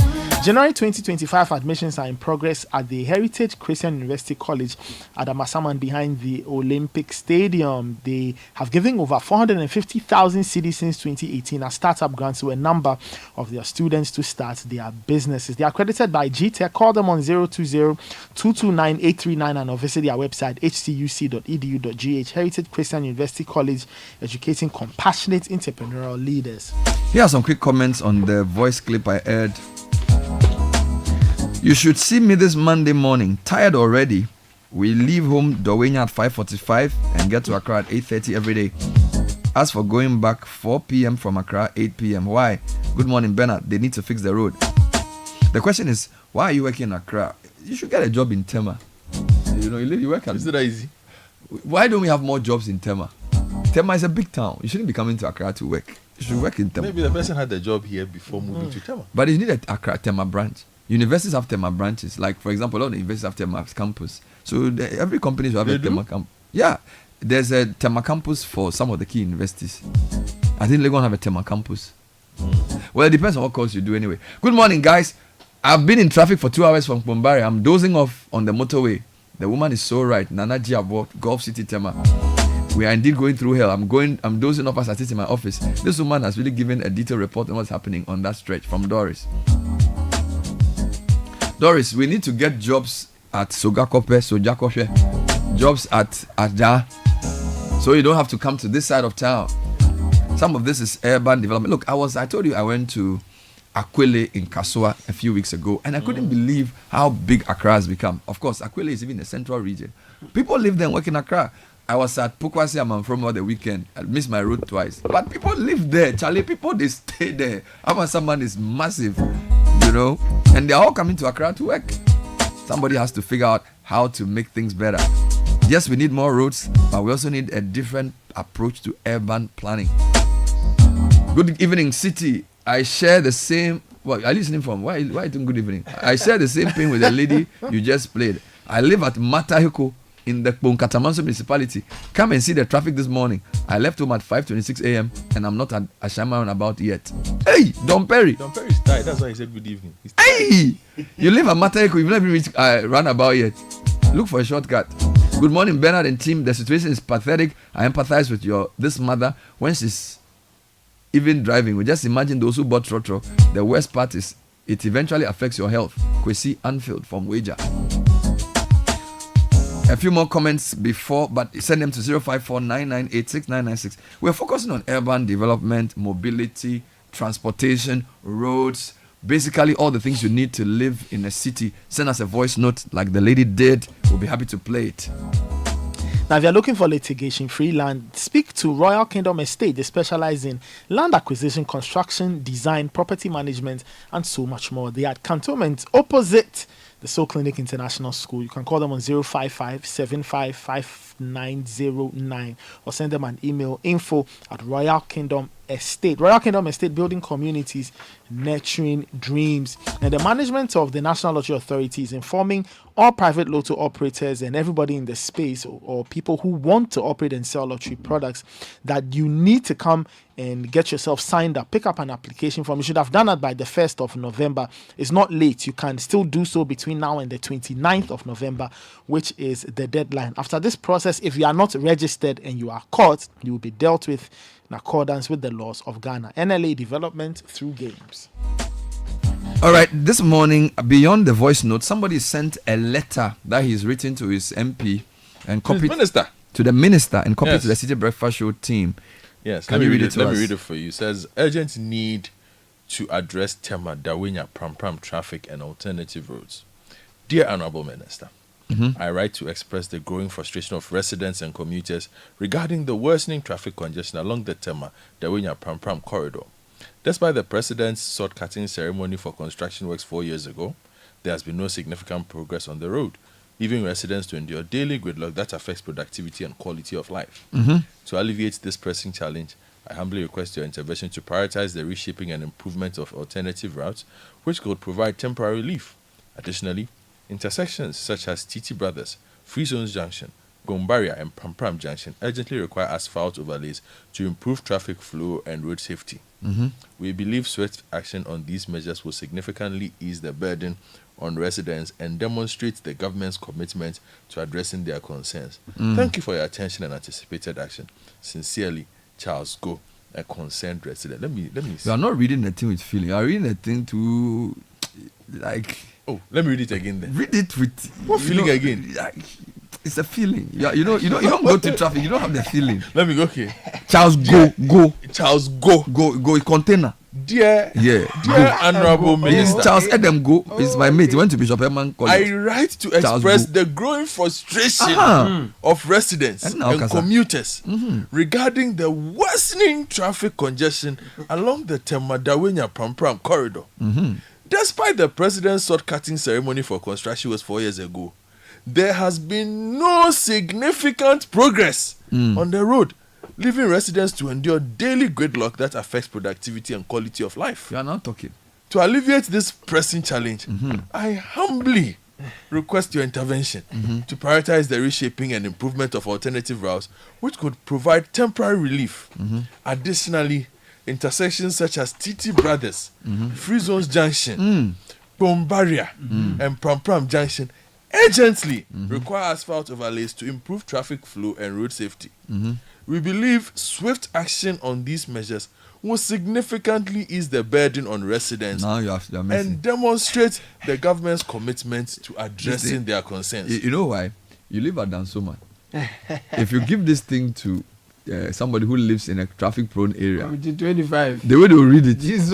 you tell who's the MP there? So this is the issue.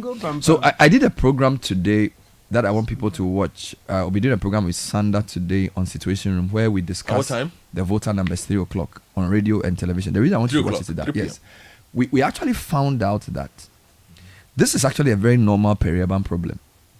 It's a normal peri-urban problem. So because, as I did, from Botiano to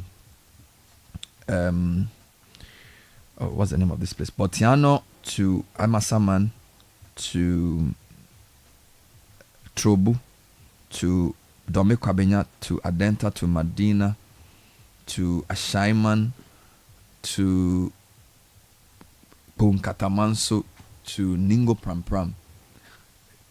High growth of population, rapid urbanization, not enough roads, housing is a challenge. It's the same problem, and somehow that's where most voters now live. All right, so it's basically a product of the way Accra is. The planning and also the layout. All right, we all drive into the middle. We all come from outside. It's not like, there are some cities that like spread out. Yes. Where there are many outlets. So Kumasi is like that. Kumasi has many outlets. So if you're in the center of Kumasi, you can go south, north, east, west. Accra, we are all coming south, and then we are all living in other directions. That's part of the problem. And then, of course, people go and live in a house. They buy land. There's no proper road. The assembly is not involved. The chief has sold him a land. He starts building the house. The road is not well laid out. He goes through all of that to get to a main road. And then the main roads too, sometimes by the time they develop the main roads, people have built shops next to the road. They are selling stuff on the road. So building a major road requires you to do major demolition. So it takes a lot of time. We don't have alternative means of transportation. No trains, no tram lines, no cycling, no proper bus system. We just have trotros and the rest of it. So we will deal with bone barrier. We'll deal with your issues. But trust me, for every bone, there's a kaswa. Yeah. For every, there's an Amasaman. There's always somebody who has a story similar to this. So while we will not downplay your story, we will take social media trends next. And then we will come back and see what we can find. Luckily for us this week, we've been speaking to those who are building the road. So Caleb has been speaking to Amo Godfred. Nana Tufo Boate has also been doing some interviews with people who are in charge of the road sector, if for nothing at all, to tell us their plans and what they've done and whether that will help us. And some of the new roads that are being constructed, when they'll be commissioned, and how that will ease the traffic for you. All of that coming up shortly. Before that, though, Tech and Social Media Trends is brought to you by First Bank Ghana and Telecel. First Bank says if you're sending money to Gambia, Guinea, Liberia, Nigeria, and Sierra Leone, it's easier now. Through the Pan-African Payment and Settlement System, PAPS, you can send and receive money to all these countries for business and personal purposes. All you need to do is to visit any First Bank Ghana branch nationwide with your cash, and your money is transferred in no time. If you want to receive money as well, you need a First Bank Ghana account. It's another way we put you first. For more information, call 0596 921 921. And the Telecel More Money promo just got extended for 2 extra months, giving you even more chances to win big. We are now rewarding 4 lucky winners with 30,000 Ghana cedis every week. And 1 million Ghana cedi grand prize is still up for grabs. So keep purchasing data or airtime, reloading data on your fixed broadband. Get closer to becoming a millionaire. The more you reload, the better your chances of winning. Don't miss out. Dial *500#, send win to 500, or visit the Telecel Play app to opt in for free. T's and C's apply. As a promo that's regulated by the NLA on the Caritas Lottery platform. Telecel, connecting energies.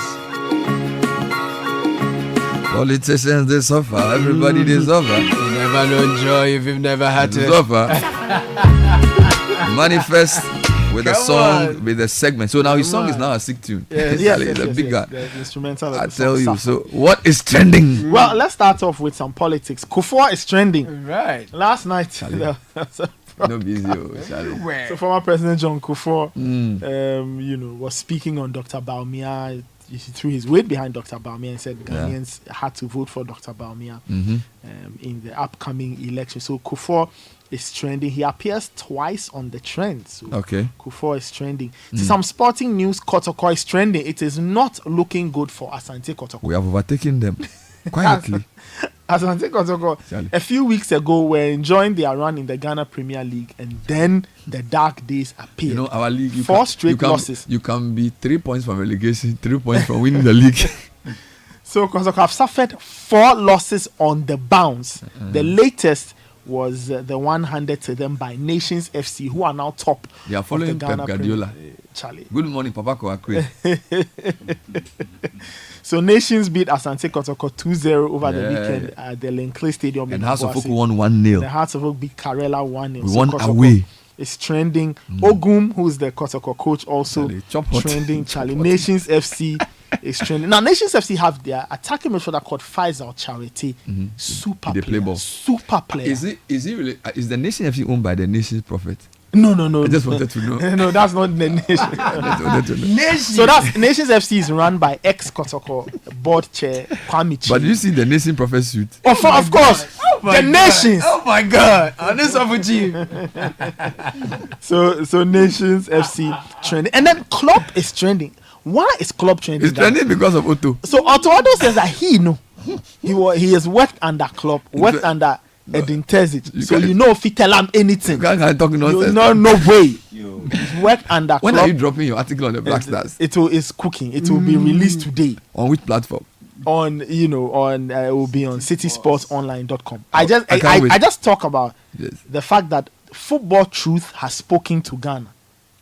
And now we have to respond. Thank you. So that's Football Truth has spoken. You mean the facts don't lie? The facts have never lied. So now we have to respond. So please be on the lookout. Well, as soon as it's ready, I'll share the good news for everybody. And then Belgium is trending. They got beaten by Israel in the Nations League. Charlie, the Nations League, right? Is it the proper league? Everybody's getting injured and stuff. So that's that. Anyway, to some tech news very quickly. Over the weekend, then a social media platform called Blue Sky started to gain a lot of traction. Okay, people are leaving X and they are signing up to Blue Sky. Blue Sky was created by ex-Twitter CEO Jack Dorsey, and he's getting a lot more people to sign up now. Why are they leaving X? I'll tell you why. Now you know that these days the algorithm on X has changed, so almost all kinds of strange things will appear on your feed.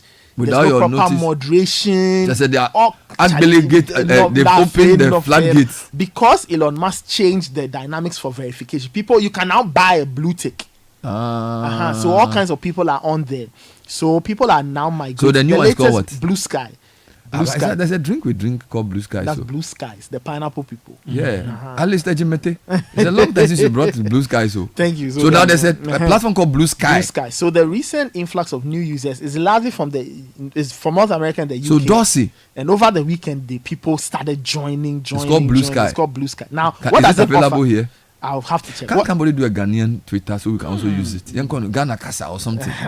So it offers users the chance to heavily moderate their experience. This includes the ability to select the algorithm that drives what you see. You can create custom feeds, and it allows users to have website addresses as their handles. Which some people anticipate could act as a verification tool for journalists, athletes, public figures. Instead of using funny names like Ko Minta at Yahoo something.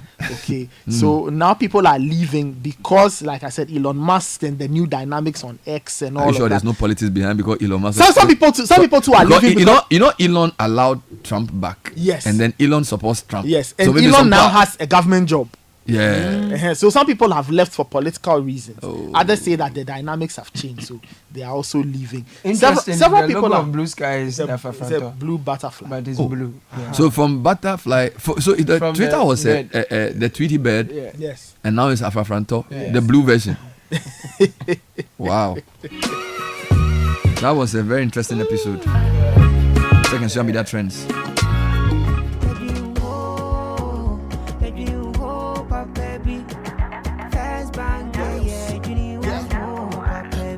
Looking for a bank to rely on. Let me give you a shoulder to lie on. Wouldn't we sick to bank be no lie. Only one place where I get my eye on. Make I introduce you all to First Bank, the best services in the world, first rank. Customer service, everything is well planned.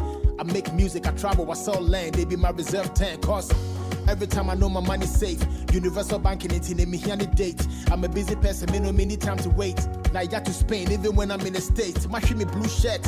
But tell me office a chilly, but who cares? Cause I bank with the best. I'm lucky, I'm too blessed. When it comes to First Bank, it's too west. Everything is you first. Nobody feel do, I'm like us. First Bank, we treat you first. Treat you first.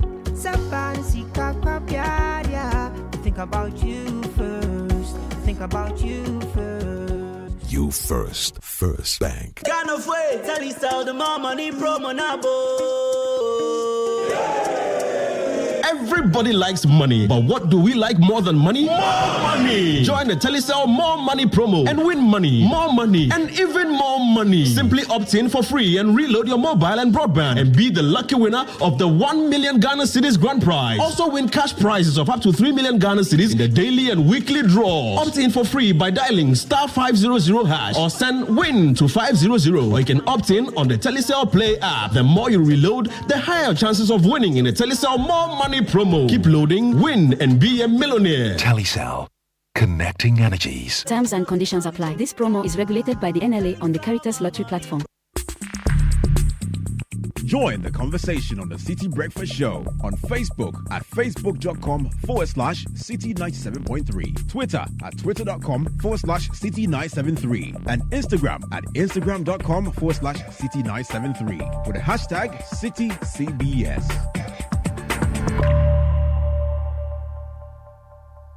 Anymore, pop quiz. Are you ready? Hit me. Can you give me 3 words that start with omni? Oh, that's easy. Omnibus, omnipotent, omnibus. The bank with a really nice signboard. Hey, Radzi, you mean Omnibisic. OMNIBSIC. Omnibisic. Let me hear you say it. Omnibisic. Perfect. Is that an abbreviation? Not entirely. And it's not just a bank with nice signboards either. Omnibisic Bank is Ghana's fastest growing bank with innovative banking products and headquarters in Atlantic Tower at Airport City, Accra, as well as 40 branches across the country. Omnibisic Bank has the final word on excellent customer service delivery in Ghana. Plus, they have the coolest signboard. Yes, they do. And the coolest name, Omnibisic.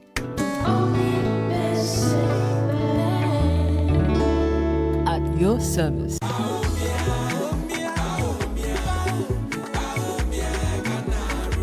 Ifya, I've been thinking. Have you noticed the changes in our community? Kojo, things are really different now. The MPP has really made a difference. Exactly. Free SHS, healthcare, new factories. It's like a whole new Ghana.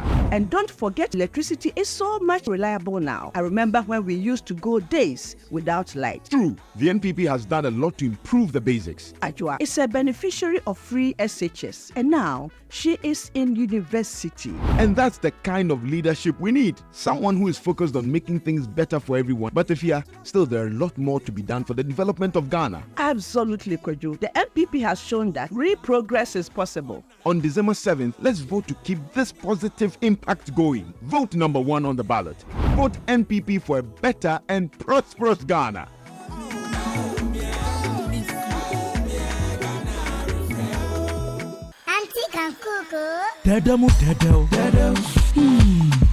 Me did in an armament ground. But dead spices here what Jenny say. Nanya good taste. If we say yeah the natural spices and Annie, you want all purpose, stew, noodles, curry and nutmeg, and a jollof. Dead spices. Taste yummy, taste lemon. Dead spices. Taste gay inside.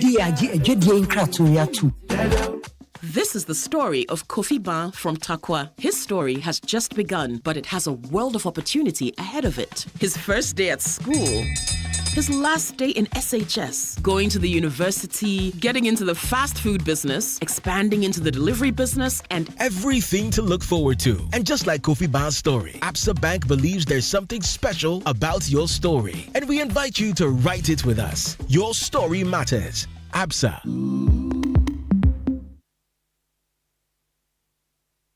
This is the Citi Breakfast Show, the city's biggest conversation. The Citi Breakfast Show. Rise above the noise.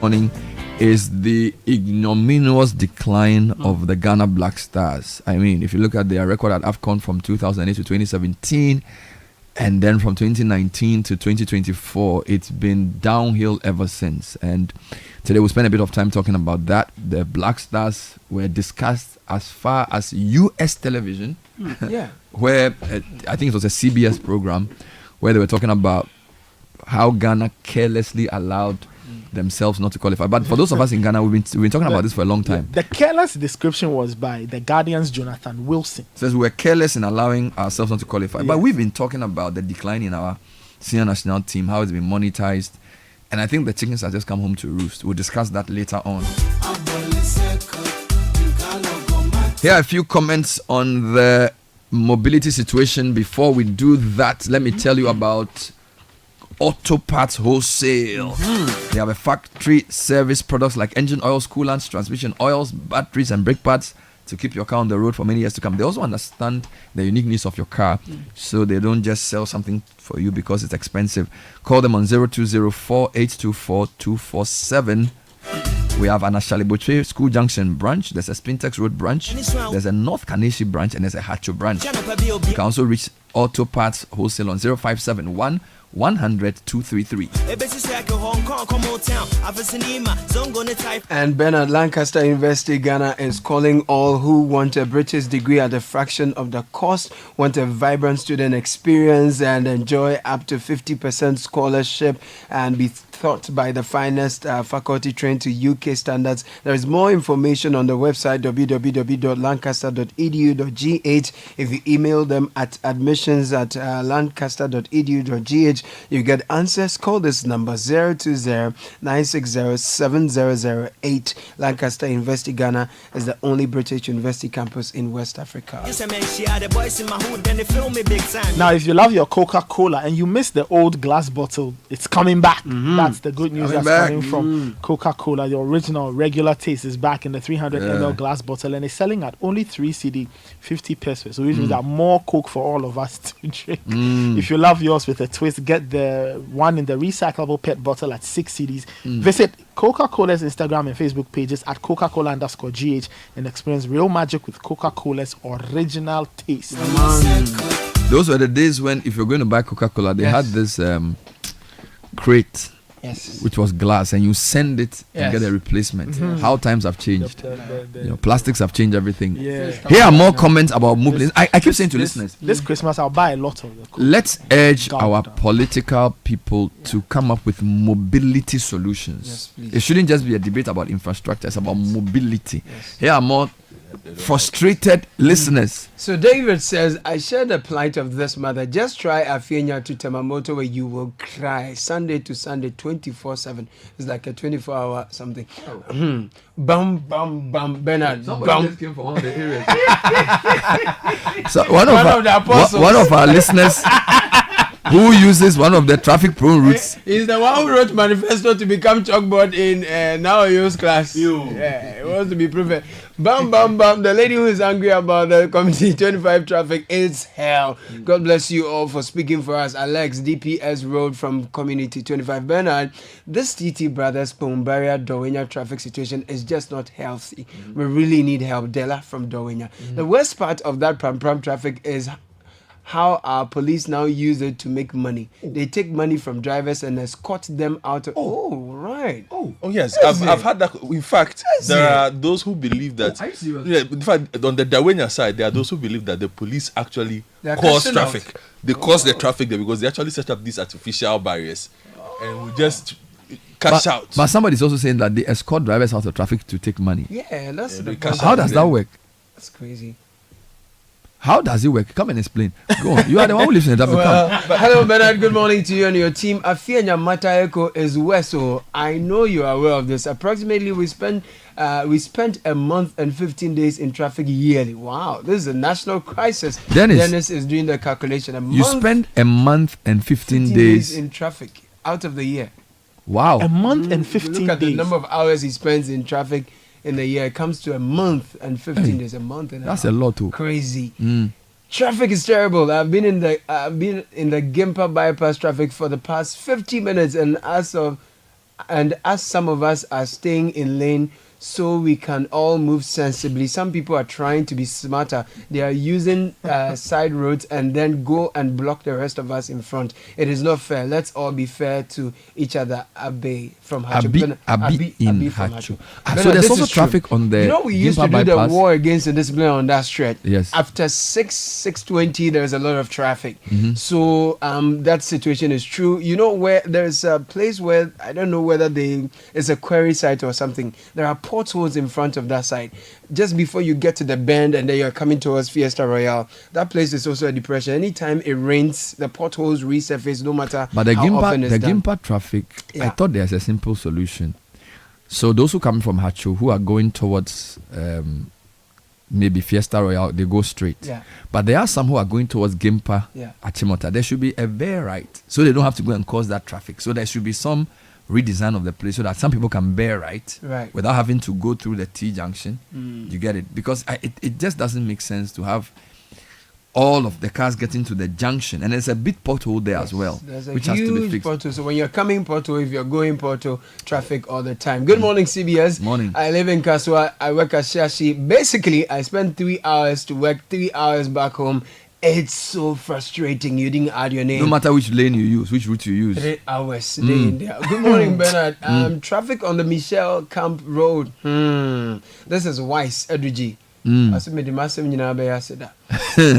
issue is more of spatial planning. Okay. Correct. People live 2 and 3 hours away from work in the West, and they get to work every day because the transport system is trustworthy. Here, the distances cost us so many hours in relatively shorter time, but because we have no other alternatives, we are all forced to drive in traffic. As for the jobs issue, let's not go there now, because where would you find a new job? That's a good question. More comments on this? So with all these roads that government is constructing, they never think of incorporating road systems, and the day they decide to incorporate same, this means they will have to redo all these roads, which will again cost money. I think they should start thinking of this, because the country can't continue relying only on transportation. It won't get better no matter the number of interchanges or lanes they construct. So you mean didn't add your name. they can't keep relying only on road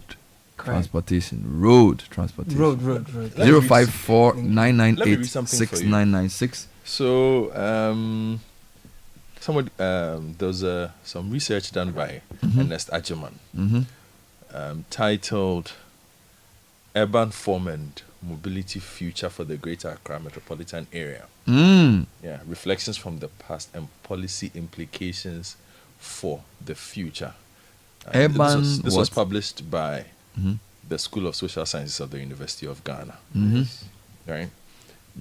Mobility and things. Yeah, urban form and. No, I just want to read something for you. Read it, bro. I'll try and highlight as quickly as I can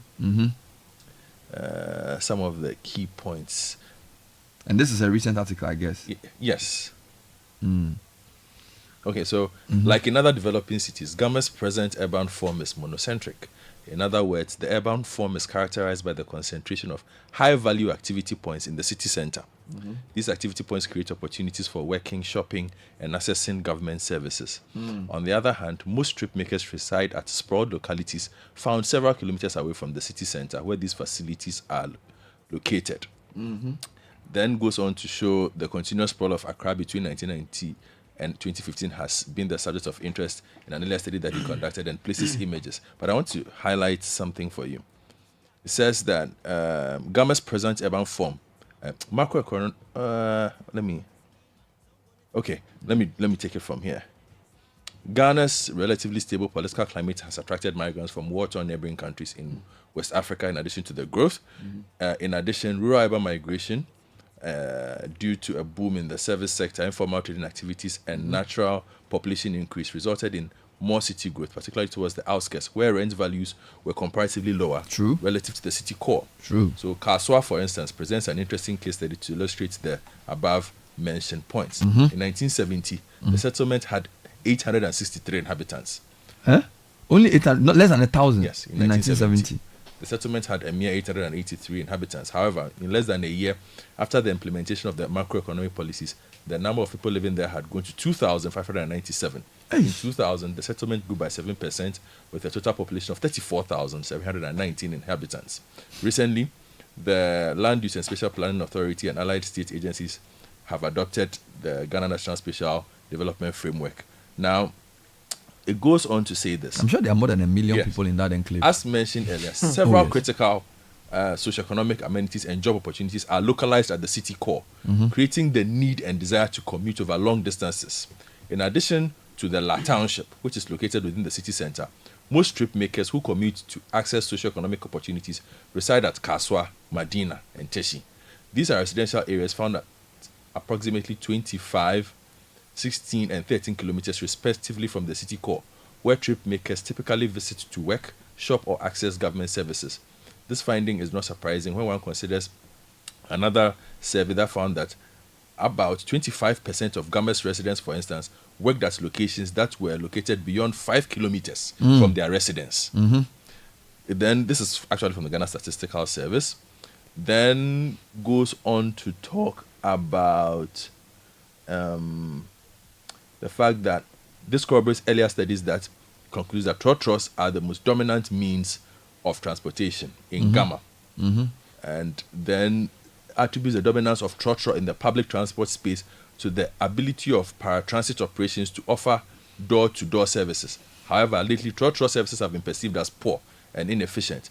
Most of the vehicles used for trotro are seldom maintained due to low capital investments into the business, with implications for safety and comfort of passengers. Then talks about the rise of things like Uber and other ride-hailing apps.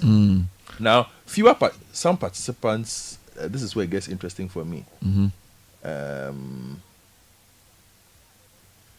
So this finding resonates well with other studies which found that these daily core journeys are embarked on primarily by young and educated trip makers who visit offices and educational institutions. Before the advent of ride-hailing in Ghana, participants indicated that they visited the aforementioned trip destinations, typically in trotros 46%, and shared taxis 36%. Fewer participants indicate that they would have opted to walk on foot or travel by two-wheelers without ride-hailing services. Motorists' disregard for the safe use of the road space by pedestrians and two-wheeler operators, the long commute distances involved, and the lack of adequate infrastructure make walking and riding a risky venture. That's true. The market share of formal bus operations, notably the Metro Mass Transit Limited and the Ayalolo quality bus system, which usually runs with high occupancy vehicles, remains relatively low. The preponderance of low occupancy vehicles for public transport, that is trotro, shared taxi and ride-hailing services, and private cars, have implications for security and ambient quality in Ghana. Then goes on to talk about, there's something that I wanted to highlight for you with regards to recommendations. So results from this 5-day travel time survey show a clear link between urban form and traffic performance. For instance, on average, peak travel time from Kaswa to the city core is 144 minutes. Meanwhile, commuters from Tishi and Medina spend approximately 41 and 71 minutes on their journey to the city core. Take your time. Read that part again. Okay. Peak travel time from Kaswa to the city center is 144 minutes. So that's 1 hour. No, that's 2 hours. 2 hours 24 minutes. Because 1 hour is 60 minutes, another hour is 61:20. So over 2.5 hours. Yes. And then the other one is what? From Tishi and Medina spend approximately 41 and 71 minutes. So Tishi is 41 minutes. Yes, Medina is 71 minutes. So Medina is 1 hour 11 minutes. Yes. All right. Did they do Amasaman? No, says this is due to also variations in disembarkment. But this finding lends credence to an earlier study which found that about 20% of work-related commutes in Ghana lasted over 1 hour. Wow. The negative implication of long commute hours in low occupancy vehicles on productivity, energy consumption, and environmental and public health safety cannot be overemphasized. Then goes on to make some policy recommendations. If you have time, I will read. Maybe later on. So the average commute time definitely over an hour. And I think this is even a bit dated. If you look at... Yeah, this is 2022. Yeah, so in 2 years it's gotten worse. There was a day I had business in... It was a holiday. Dan someone to the University of Ghana. Bernard, it was a 25-minute drive. On a day when there was nobody in town. 25 minutes? Yes. I kid you not. Try that today. I was like... So that was the day I was like, so Legon is that close to me? You didn't know? I didn't know. Be there. All right, more comments from Nathan. Yes, this one says, I live at Apollonia in the Kron Katamanso district. We have a very poor road network, and to make matters worse, we don't have a Ghana Water Company operating in the community. This makes life unbearable. We have to buy water always. Raymond Giddy send that. Robert says, I live at Mensa Bar, close to Dodoa, and I work at Miocho. My usual route is Dodoa, Fienya, and Dowenya for 30 minutes, or Oyibi, Apollonia Community 25, then to Miocho, 50 minutes. In the last 5 to 6 years, these routes have become unfit for my saloon car. Currently, I travel through School Junction, Boteman Road, go under the motorway, and then to Miocho. That runs, or that's about 2 to 3 hours. Each on that, every time on that stretch, I spend 200 cedis on fuel.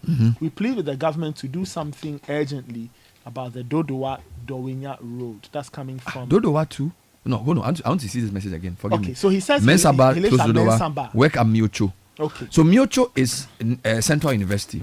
Usual route is Dodowa to Afienya and Dowenya. So that's a 30-minute trip. Or Oyibi, Apollonia comes to 25 and then to Miocho, 50 minutes. Now he says in the last 5 to 6 years, the routes have become so bad, his car can't bear. Currently, he has to, so if he wants to move, he has to go through School Junction, Baltimore Road, go under the motorway, and then to Miocho. That takes 2 to 3 hours. No. I think that the Dodowa Afienya Dowenya would have been the best if that would have been done. Because that again is a ring road. You see, this is the other point. This whole traffic situation, if you have ring roads, because if you are moving from Dodowa, this is the kind of thing we're saying. If you work at Miocho from Dodowa, you don't need to come to Tema motorway to do anything. And we don't know who's in charge of that road. So that's a good comment. Robert, thank you for pointing this out to us. Here's another one, Nathan. This one says, you see, in this country, we have decided to stop blaming politicians and rather blame us, the citizens. Majority of us believe we can get everything free, courtesy the politician. Free this, free that, and all of that. It says all the good things we desire boil down to taxes. It's the same people who are paying the taxes. Says the country needs to be overhauled. Okay, so he's speaking. Well, that's an interesting point. So he thinks that the free this, free that is not helping. There's enough tax money to build roads. Yes. Sir Y says the traffic situation is very terrible. It's really terrible. And the lady who sent the voice note is articulating that. She really described the situation vividly. I live in Tema, come 25. My office is behind the West Hills Mall in Waja. That side of the well. What crime did you commit? Says, you can imagine how many hours I spend in traffic each and every day, to and from work. 6 to 8 hours on a journey that shouldn't take me more than 2 hours if the road is done. You live at 25 and you work behind the West Hills Mall. That's like living in. That's like being in Dakar, right? What I've said. You work in Addis Ababa. If we don't know your condition, whether I'm married or not, but sometimes it makes sense to rent like a 1-bedroom apartment at McCarthy Hill or something, and live there Monday to Friday, and then Friday you go back to your house, because this doesn't make any sense. This doesn't make any sense. Hey, wow. Come to West Hills, Charlie, every day. Check your blood pressure too. Charlie, you should visit the doctor regularly. Friend who woke up at 2 a.m. Charlie, he left Kaswa. He's moved. He said he sold the house. Yeah, simple. He woke up one morning at 2 a.m. He was driving. I said, the road is quiet. Why is the road quiet? Only for him to check the time. I was like, it was 2 something. That's PTSD. Traffic PTSD. And the guy sent a message to Bernard to call me. He said, it's true. That's my story. It's true. He will say, if I live here for the rest of my life, I will die. Something will happen. Eric says the situation on the Dowenya stretch is so bad that colleagues from Lome and Cotonou have to wake up early when visiting us in Accra. Something must be done immediately. Bernard, I left home at 5:50 a.m. from Afienya to Tema, and it's now 7:58, and I'm Michelle Camp Gate. That's where I am. It's now a crime to be a citizen of this country. What wrong did we commit as citizens? You know, Bernard, you talk about managing the traffic and how we do the mobility with our housing thing, right? So over the weekend, there was traffic hold-up at the Wisconsin stretch if you're going down Agbogba, and that was simply because the university was holding its graduation. I mean, it's important. People are happy they have graduated. Congratulations to them and all that. The graduation happened at SEM, so that was fine. Charismatic Evangelistic Ministry, which is opposite yes, the church. Please. Now, Bernard, if you're having such a thing and you are in such a densely populated neighborhood, I would think that you should have done a proper traffic management plan. Plan. So you can then know that, okay, if you're having 500 graduates, ask each of them to come with 2 parents or whoever. If there are more people, host them somewhere so that the traffic flow can be better. Let's have traffic wardens, for example. Then I am expecting that the East Municipal Assembly will think of the traffic implications and have conversations with them. If people are going to park on the road, for example, let them pay for that parking. You can generate some money from that. You can use buses to commute the people, say, from Accra Mall to wherever it is, so that the flow of traffic will be easier. Do you understand? I understand. Even the University of Ghana, when we hold graduations, there is still traffic, but the school has been able to manage it in such a way that you hold the whatever in sessions. There is a morning session, there's an afternoon session, there are colleges, so that you can better manage the traffic situation. People spend more than 2 hours. This was Saturday. Let me ask you a question. How far with the road between that junction, that Agbogba junction, towards Hacho towards Kwabenya? Because I know they are doing some expansion. Yeah. How far is that? I've not seen any machines on that stretch working. Last time Really? I drove across the stretch. Because they were dualizing the road, yes, right? They were dualizing. So there are some parts that are, so the right side you can drive on to some point, but it's not all done. Work is not you know what I'm ongoing. asking? When I was thinking of my journey to this Pokwase Amanfrom area, somehow Google didn't think I should use Atomic Junction towards Kwabenya, which by way of distance is a shorter route. I think the roads in the constituency are really, really bad. So the Kwabenya enclave, there was a day I went to Ashesi last week, Right. and I was coming back to town. I needed to get to Flower Pot to give a camera to somebody who was doing a report. Right. Now, as the crow flies, it would have been shorter to basically use Kwabenya and then pass through Atomic Junction. But we had to use the Pokwase Road to join the main Achimota Road because the roads from, what do you call it? Brekusu all the way through Kwabenya. Through the Kwabenya roads are so bad. Atomic. And it had rained for like maybe 20 minutes. That'll be worse. It was just so bad. So I don't know. Sometimes the assemblies have to also work with the people to do periodic maintenance. Now I wanted to read a final message from our own Fred Duho, which I think is a problematic issue. It says that the issue about police escorts is very true. They position their bikes at vantage points and usually approach unregistered luxury vehicles to negotiate their rewards, and they lead the car through the traffic. I've witnessed this countless times. You know, he usually goes to the Volta region over the weekend, so he sees this a lot, right? So police, rather than, you see, this is a tragedy with Ghana. Rather than saying that this is traffic prone, let's solve it. They create private escorts. Enterprise. I mean, why? And you use fuel from taxpayers' money that is used to. It says the vehicles were unregistered. Yes. No, not the motorbikes. No. The vehicles. Yes. So they know people who have money. You see, but you remember the day we were discussing the East Legon thing? I spoke to you about how unregistered high-end vehicles move through this town, and the police just don't bother. We need a proper conversation with the police, MTTD, about how they go about their work. Last week, there was one Vidae cafe. The one at East Legon? I want to mention which one. There were, like, I think it was a convoy of high-end vehicles, Corvettes, Ferrari, which one? Not a single one was registered. This is a convoy of like 9 cars. And the police saw them. Bernard, from this Obechebi all the way through to where they went. None of them was registered. And yet they will see you driving your car and stop you and ask you, Master, what's up? Oh, coming for license. Last week, Graphic Road here, there was a G-Wagon, a Land Cruiser, none of them with number plates, with a motor escort, driving on the opposite side of traffic. No number plate. Yes. Escorted by police motorcade. Yes. With the green reflector. On opposite side. On the opposite side. So if you have money, you can do anything you like in Ghana. Let me read more comments. Now, let me read a few that have come to my phone. Bernard, it's a miracle powered by Mawuga Sogbolisa to drive from Pokwase to Accra as we speak. Please, our road from Pokwase areas into bracket Trobu through Katapo, Amasaman to Dedeman and to the Insaki, Kwapian North is very bad and is damaging our cars. This is Edjon Amensam Amasaman. Now, this is the area I went to this weekend. But some of the roads were not bad. So when I got to this Awoshi road, then I drove for like maybe 4 kilometers and then I made a right. Where? Yeah, but so I was going to a place. So it's called Pokwase Amanfrom. So it's Festus area.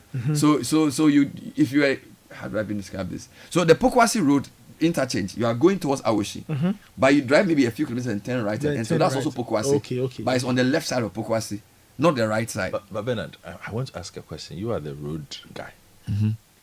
What goes into the decisions of which roads are urgent, which roads are priority, which roads? Because if you look at people who live in Tema, which is an industry, movement within that area, all its parts, should be proper. Management of movement from that area into Accra should be proper. An industrial enclave, free zones is there. It should be proper. There's a lot of trucks. Some of these areas that you've mentioned, which don't have good roads and whatnot. So which roads are good? Let me ask you. Let me try and address it. So to be fair, this Dawenya road, they were doing it until that exchange came. So you could money no day. Yes, you can tell that they had started the road, they did the roundabout, and then they stopped. And by money stopping, finish. no, the debt exchange. So money finish. Apparently, whatever. Musa, what's the name of the guy? Ahmed Nasir Yate will explain. But the debt exchange came. My point is, they started the road and then they left it in a worse state than it actually was before. Because by creating those roundabouts with the craters, it now worsens traffic. So the plan was to dualize it. They were building the bridges and they just abandoned it. But they couldn't put anything in place to mitigate the problems? I'm not a contractor, but I suspect that because of the heavy duty nature of this work and the capital intensity, if you start a road project and you are not assured of payment, you cannot bring your equipment and come and work because the materials are very expensive. Yes, but I'm saying that when you are constructing a road, you also construct it in such a way that with the understanding that even if there's a problem and I have to stop, it doesn't become an inconvenience to the people who live there. Oh, they don't think about that at all. Oh, after that one, they will solve that. You have solved it. We've not. This is the problem. Contractors don't see you as their customer. They see the government and the person, the entity paying them. So they don't care about you. He's doing the road for you, but it's not for you. So whether in the middle of the road construction, you have to go and bend the sea, he doesn't care. So as for that one, he doesn't. Anyway, let me wrap up with this one for you. My neighborhood is almost at Shine Hills, a settlement after the Afenia Township and the Afenia Police Station. I regularly leave home at 4:30 a.m. When I do, it takes between 50 and 55 minutes to arrive at my office, which is around the Parliament area. If I make the error of leaving home even at 5 a.m., it will take me 2 hours. When I leave the office at 3 p.m., it takes an average of 1 hour 45 minutes to get home. When I leave at 5 p.m., it takes me 4 hours. From that time I run about to Bechile, it's only 6 kilometers. It can take you 2 hours. I want to say something. A lot of these areas we are mentioning, all right, they are within the outskirts of Accra, peri-urban Accra. Populations are bulging. When I did the calculation for voters, Godfred, the 15 largest constituencies in the country, or the top 20 constituencies in the country, 13 are in Accra. Most of these players are in this constituency. This is what I'm going to say. We have a lot of people who live in these areas. If we had a sensible decentralization, right, where Amasaman as an assembly can raise internal resources, they could do some of their inner roads. I tell you the truth. I know that roads are heavy duty, you need the center. Yes. But some of the roads being mentioned, Maira to Pokwase, I mean, Trobu is a huge constituency with 100 and... So who's taxing them? Almost 150,000 voters. Now, if you have 150,000 voters, that tells you that you have probably about 300,000 people there. If you have 300,000 people, if you calculate 20,000 houses. Okay, now, if we are serious, the assembly of Trobu, whether it's Gan East or whatever, should be able to have an inventory of the markets, the property owners, and collect enough tax to do some basic things, like the thing Caleb spoke about. Traffic management. Somebody, look, in every serious country, look, Godfrey, you've gone to the US. Nathan, in some neighborhoods, you can't park in front of your house if you don't pay. Your own house. Ask anybody. So you can't just, on weekends, you can't park in front of your house if there's a match. Now here you are doing Wisconsin graduation. 3 hours, 4 hours. Assembly is waiting for Accra to give it money. Why? There are unemployed people in the area. Buy uniform for them. They should walk from house to house. Check on property rate. Car parking. You can make money from car parking. Right. We are just not serious. We are just not leading. And you see, our politics is making things worse. Because why? People who want to be MPs are promising us things they can't do. They are building useless astroturfs. Instead of saying that, look, this is my plan to... Because, Godfrey, if you make me the MC for Amasaman, all credit to... what's the name of the guy? Our friend. Wilkinson. Clement. If the people of Amasaman are really committed, they are enough to raise enough resources to do some basic things. Because if you have every house even contributing 500 cedis, do you know how much money that is? Look at the size of the market. Look at the number of shops they have. It's a massive area. They are all waiting for central government. Central government comes. We have to allocate based on votes. Sofola interchange, Tamale interchange, PTC interchange. When are you going to get money to do all of that? You get it? The local government is the solution. Look, roads, people are calling, Dowenya, Afienya, all kinds of businesses. Look, you go to all these areas, every road has shops. Yeah. If you have a serious assembly, this is what I'm saying, that politics is killing us. We are promising things we can't do, Yes. and we know that it's not going to work. The MP can't solve your problem. No, he can't. You need an assembly with very well-trained people who employ people who can go out and collect revenue and account for the revenue they use. All these roads, I came to you and said there was a guy who was even doing pavement blocks. He was using waste material and sand. He's working in other countries, Neoplast. In Ghana, we are not using him. People are coming for his technology, basically saying we have a lot of plastic waste. We recycle it, we add it to aggregate, and we pave all roads. Here we are in Ghana, everybody is looking for a road. We pour asphalt on it, contractor takes a bribe, he pays the whoever, and they don't even respect you. And when they come, you cheer for them. Hey, we'll vote for you. You are our people. You know they can't do anything for you. If we don't change the way we organize local government, we will not go anywhere.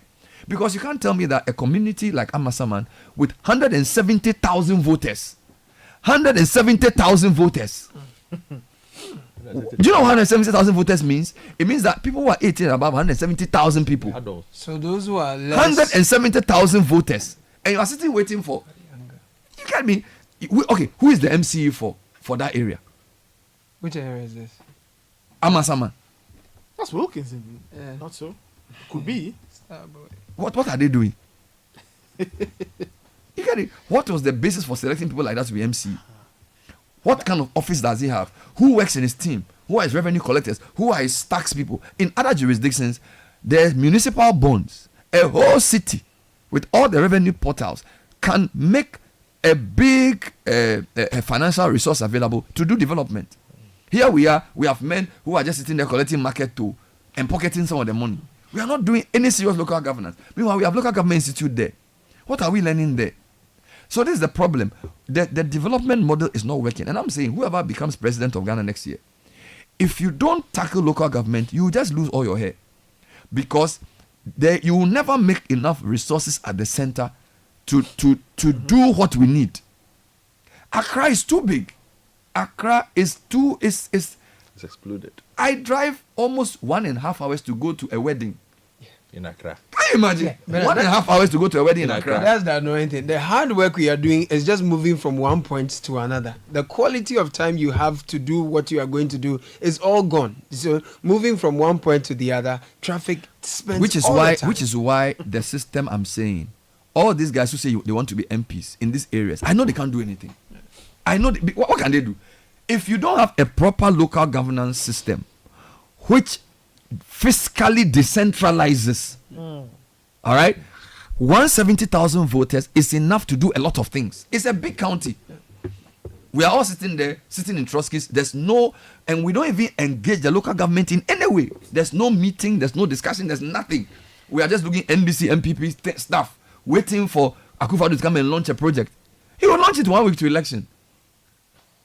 You get it? We are just funny. So guys, if we don't wake up to decentralization and get involved, go to your assembly, write a letter to the DC, have a meeting with him, call your neighbors, agree to pay money to do even the road in front of your own house. That's how to do it. If we don't have proper local governance, we are not going to solve any problem. This is the national election. And by the way, people don't vote for local government elections. Yeah. That's why we are suffering. You will suffer. Yeah. You vote for MP, no problem. He goes to parliament, he goes to shout. Yes. He comes to promise you AstroTurf, he gives it to you. Eat the AstroTurf because that's what you want. Eat it. Yeah. Let's wrap up with the comments before we move to another issue.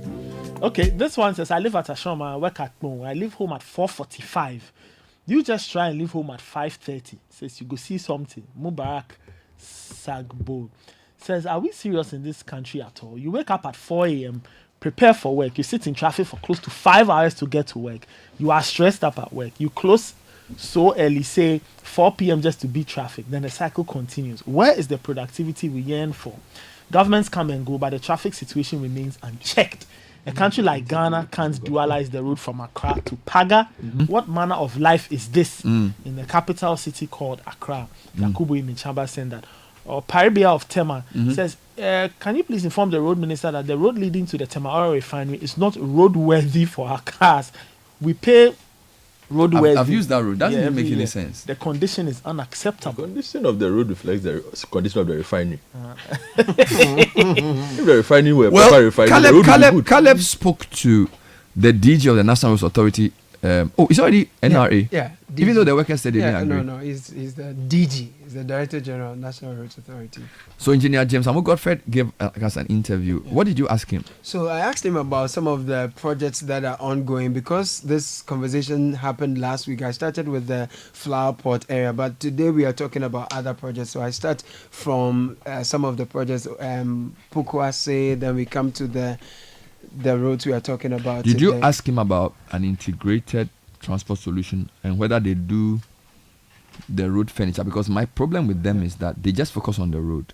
So they don't, for example, do bike lanes. They don't do pavement walks. Pedestrian walkways They don't do anything else. And they are not even implementing a transport solution. They're just building a road. Whereas for somebody of his position, they should be thinking about an integrated transportation system because they learn these things in school.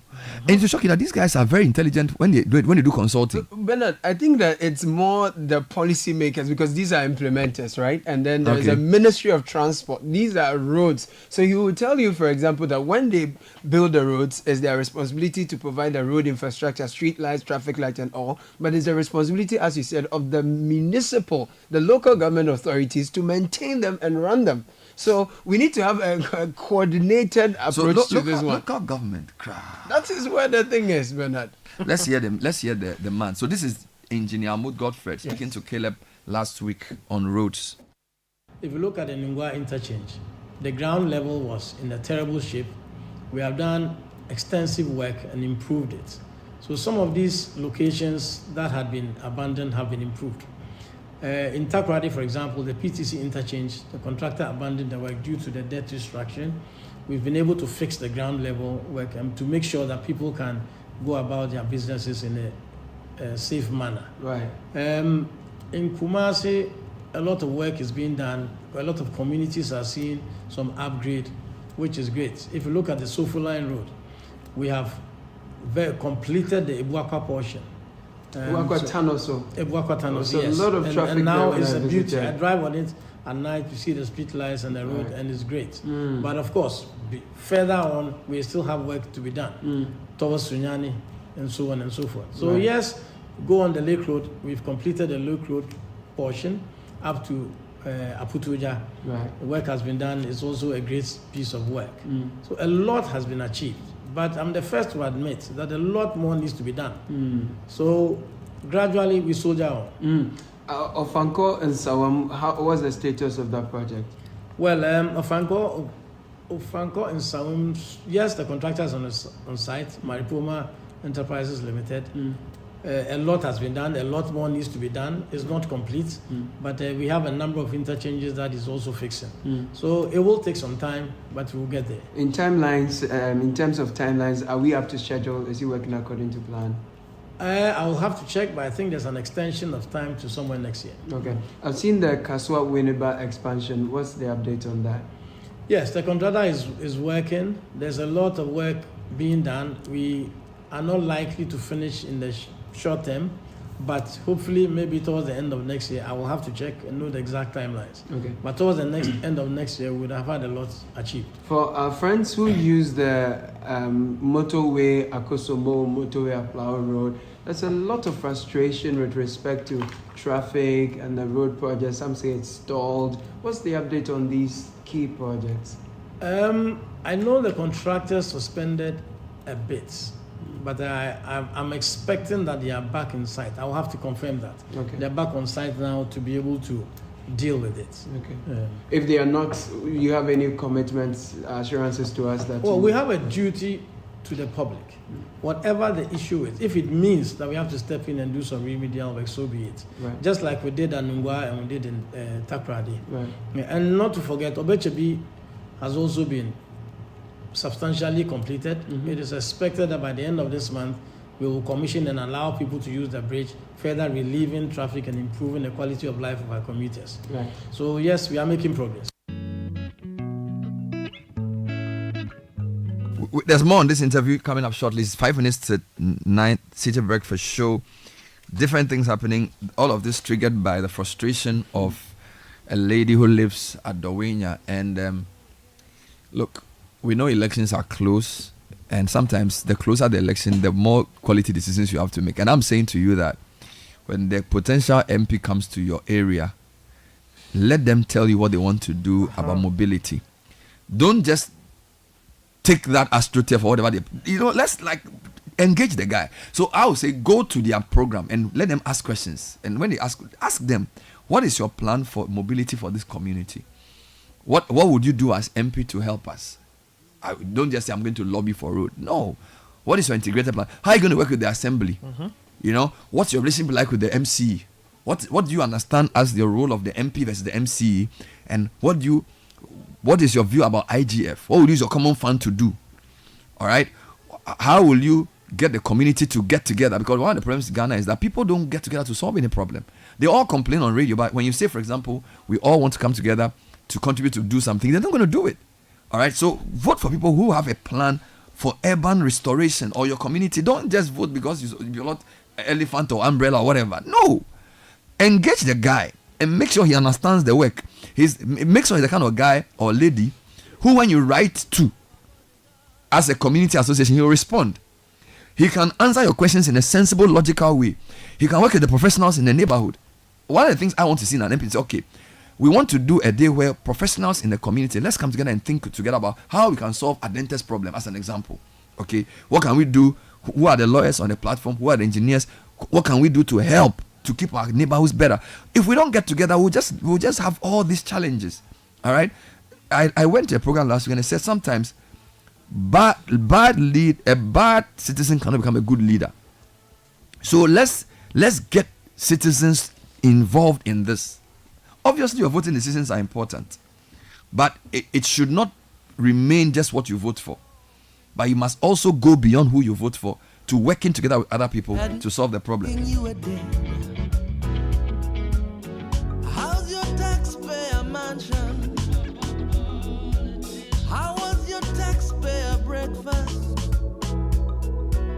How is your taxpayer automobile?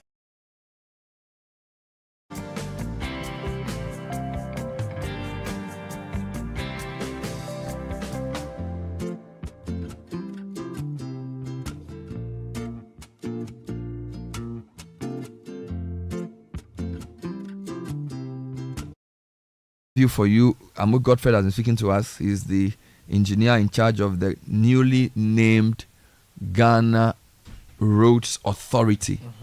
Ghana Roads Authority. It's a merger between the Highway Authority, the Department for Urban Roads, and Department for Feeder Roads. Last week we had an interview about this. Godfred, my problem in Ghana is that, we give people authorities. And for me, I get frustrated. Everybody wants a bigger portfolio. All right?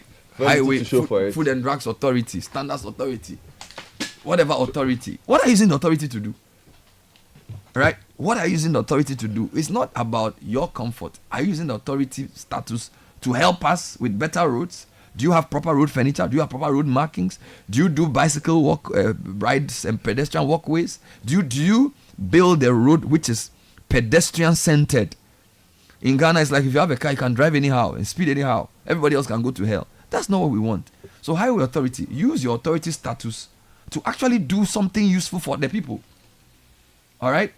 Beyond having those V8s and having DGGG, director of whatever. And the thing is that these guys are very smart people. They were very good at tech, engineers. When I go for these programs and I'm moderating, I am amazed at the level of knowledge of Ghanaian professionals. When engineers talk to you about roads, I went to a program recently at the Engineers Institute, and the guy was doing a presentation on our roads for like 25 years. Oh my God. Yes. Different kinds of roads, different kinds of formulations financially, and somehow a politician takes over And because he's minister, he can decide what he wants to do. Yeah, Bernard, that's where the real problem is. Because the other time I spoke to Dr. Kojo Hinesafo, Garrett project coordinator, and his understanding of the city, how it runs, how we are supposed to do the things so that it's interconnected and it's livable. It's amazing. It makes sense to you. If you go to the AMA, there are people who have titles that are amazing. And you see, I'm saying that they consult for other cities on this African continent. But they're not allowed to work here. When you come here, you don't allow them to work. The bureaucracy and the politics doesn't make sense. Let's hear more from Amuk Godfrey. He spoke to us last week. The last time we spoke, it was not DG, so I think congratulations is in order. Glory be to God. Yeah. Thank you. Right. So jumping in straight, one of the main points of frustration for motorists has been the Flower Pot Road project. I'm sure you've been there. What's the update? What's causing that, and what's the update? Well, first and foremost, I would like to apologize to the public for the delays that they have been experiencing in the last week or two, particularly. This is because we are in the finishing stages of the work and we are almost done. It is expected that the interchange will be commissioned on Tuesday by His Excellency the President. Okay. And we are running against time to be able to make sure that everything that needs to be done before the commissioning is done. Where we are glad that it's going to be commissioned because of the traffic that people are subjected to. It is our belief that once we allow people to use the bridge, all the mess underneath the bridge will be a thing of the past. Of course, with experience over time, it will grow again. But at least we would have relieved people considerably between now and for the foreseeable future. Right. Now, there's the issue about the frustrations that the motorists are experiencing as a result of the project. Now, people are willing to go through a certain level of frustration to have development done. We've seen that at Flower Pot, at Premdo, also in Takrady. It appears that people are spending inordinate amounts of time in traffic as a result of what people put as poor traffic management.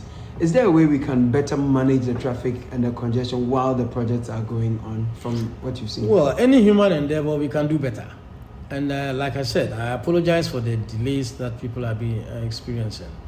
For Flower Pot, as I tried to explain, last week and the week before, we're working on the road itself. All along we had been focusing on the bridge, so we're not interacting with the flow unduly. But in the last 2 weeks, we've had to come down and put the finishing touches on the ground level. And this has caused considerable traffic. We are hopefully by this weekend would have been done with all the ground level works, and we should be in a better position than we are.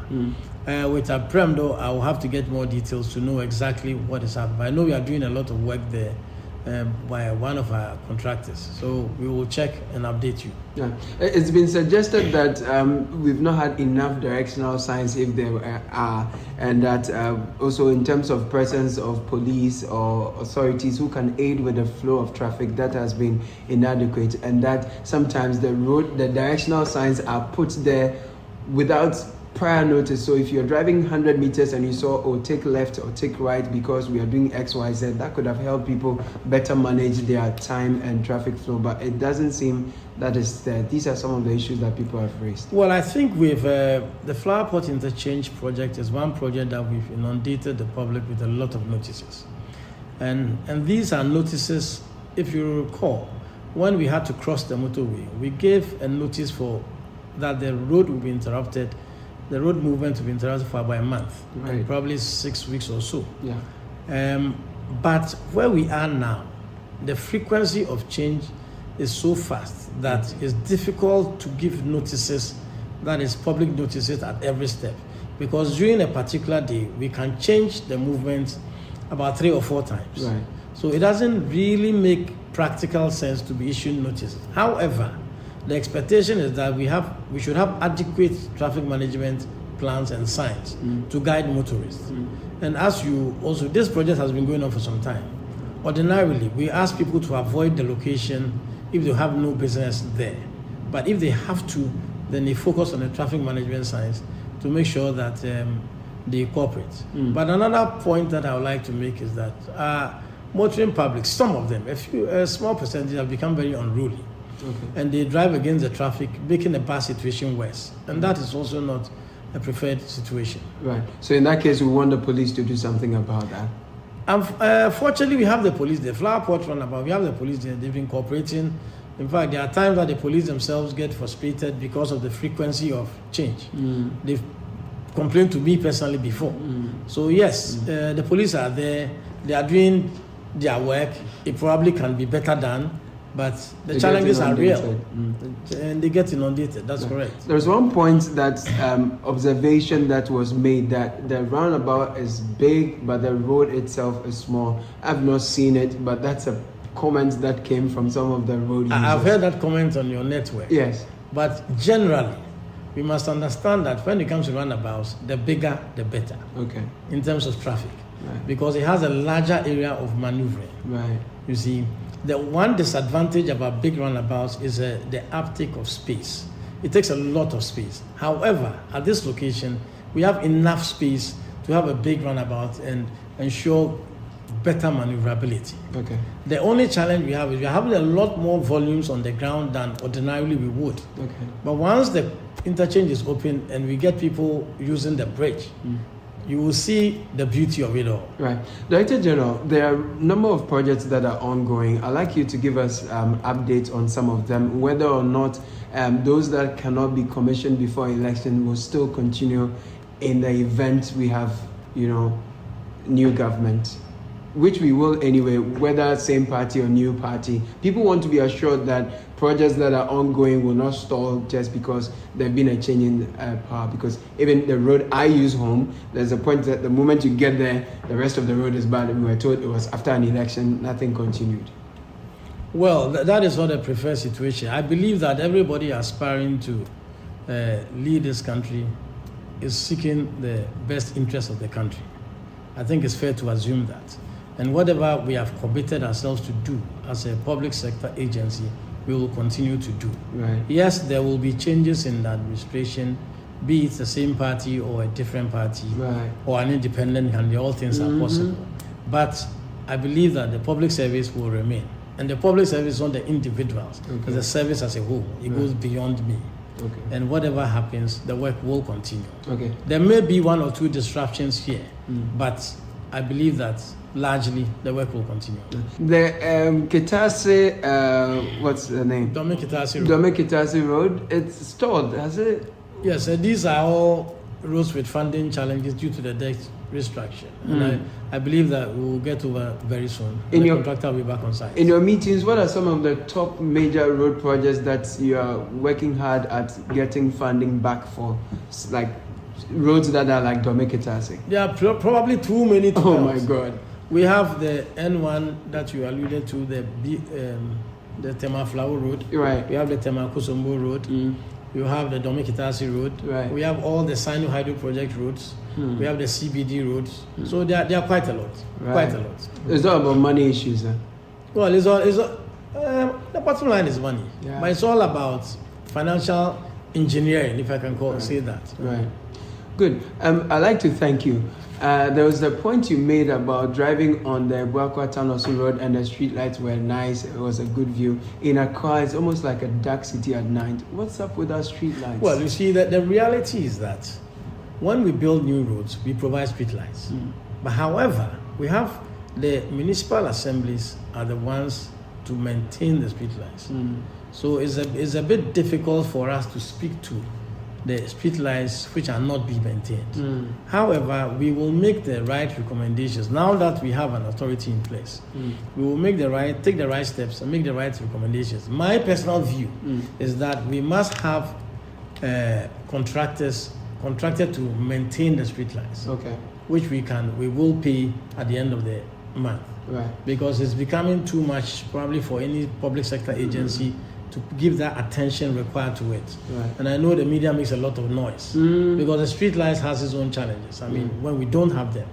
So it's an issue worth looking at and we will deal with it. Finally, the last time we spoke, there was a concern about traffic lights. I must confess, for the first time in so many years, the traffic lights are daily graphic traffic lights. it's been working. Anytime I get there and it's on, I'm like, hey, this is a miracle. For the first time in so many years. So many years. You make it sound so bad. Well, I've not lived so long, but I've not seen that thing function in a very long time. Yeah. But that is functioning. But generally, if you're looking at percentages in terms of traffic lights that have not been functioning, what's the improvement like? Because I remember the challenge you shared with me was that people were stealing controllers and cables, and even that works for the street lights as well. Yeah. Our traffic lighting system, is it better? Well, it is better than the last time we spoke. Right. But we are still not over yet. There are a number of them which are off, and we are working to get them on. I think I'm sure your listeners are particularly interested in the Committee 5 light, which has been off for some time. We have been on the contractor to get it on as quickly as possible. Right. We keep having challenges. Recently, we had an accident at Abripo Junction in Kumasi where the controller was smashed. Wow. Fortunately, it took about over 2 months, but we got it back on stream. So yes, we have challenges, but we are trying to address them. We will plead that the public bears with us. We are conscious of our responsibilities, and we have the desire and the passion to carry it out. We love that you are desirous of carrying it out. Maybe my final one will be that in the next couple of days, I'll get a budget from Abosokan because my shocks are all gone. A lot of potholes on our roads. Yes, the situation is better today than it was a year ago, because I think we've done extensive patching this year. You know, the ministry launched an app, but even before the app was launched, we have been doing extensive patching. If you go to places, communities like Usu, Tema, quite a number of places, potholes have been patched. But there are still a lot more to be patched. Okay. In by no way not saying that we have done everything. Right. There are challenges, but we are addressing them. Right. And we plead that the public gives us time. Hopefully, maybe within the next 6 months to 1 year, we should have cleared majority of the potholes to make driving more pleasurable.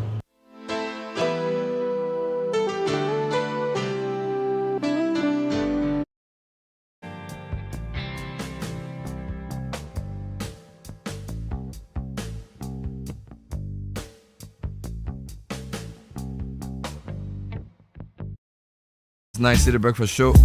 Lots of frustration about roads. Good news is tomorrow the Flower Pot road will be commissioned. Yeah. Is that a word to use? Or it will be opened by the president. And we are told this morning traffic is better. Yeah, I'm monitoring the flow of traffic on Eliza Olimpio's Facebook page. She shared a video. It looks good. Down there has been cordoned off. Some metallic rails have been put up there properly so people don't go and erect things there. Did he explain to you how the road will work? Okay, no. He did not. Okay. Because we were dealing with the traffic congestion situation, that was what we focused on some more. No problem. But the other point we've been making is that when we are done building the roads, we need to manage the traffic situation around there. Hawkers going to put up kiosk and mobile phone repairs and fufu pounding. No, that's why it's a problem. But to be fair, he's right. Yeah. They've done it. So what they've done is that they've sort of fenced it, and they said they'll allow people to go in there. If they want to actually use the place for recreational activity, it's much better. And it's next to a shopping mall, so hopefully activity at the Palace Mall will not create more traffic, but rather will be I don't know. But it looks like they've thought through this better, and they've painted the place very nicely. Yeah, the murals have finally come together pretty good. Yes. They look pretty good. All right, we'll come back and deal with something else shortly.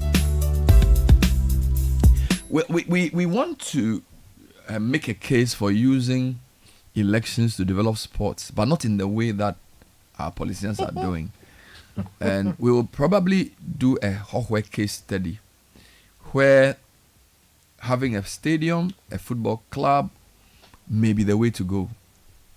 I know it's not a grass stadium, but it's a big stadium. It's not a small stadium. It's like 10K or something. 8K, which is better than most places we have. So we'll discuss some of that, because at this rate, it's more like people just give you AstroTurfs and get your votes. And honestly, that's not a very sensible way to live or to vote. Honestly, let's think beyond that. Let's come to more substantive development. And if it's going to be football you want to use, let's have a funnel for creating jobs for young people where you're going to do sports development. We'll deal with that shortly. All right, but let me get some quick announcements through this morning. Yes, please. This festive season is giving the best in entertainment on DSTV. It's giving live soccer on Super Sports in crystal clear HD. No need to miss out on all the leagues and cups during the season. And then if you love movies, we have all of that for you. There's something for the children as well. No one is left out. And if you happen to be stepping out, you've got the DSTV stream so you don't miss out on anything. So come on, dial *759# to reconnect or stay connected today and be part of all the enjoyment this season. DSTV, your home of entertainment. And the AGI, Association of Ghana Industries, in collaboration with the Ministry of Trade and Industry as well as the Ghana Standards Authority, presents the 13th AGI Ghana Industry and Quality Awards. The theme is navigating the uncertainties of our business landscape to sustain productivity, and it's happening on Wednesday, 20th of November this year, 6 p.m. Accra International Conference Center. Major sponsors are Guel, Rana Motors, Olam Agri, GCB Bank, B5 Plus, Promacedo, GB Foods, Ghana Gas Company, Activa International Insurance, Gasam, Softcare FM, Manufacturing Company, Petrosol, Wilma Africa. Our co-sponsors are Casa Preco, Coca-Cola, Accra Brewery, Guinness Ghana Breweries, Sleek Garments, and Arcadia Industries ATL. For tickets, please call 0244-499101. Be part of this excitement.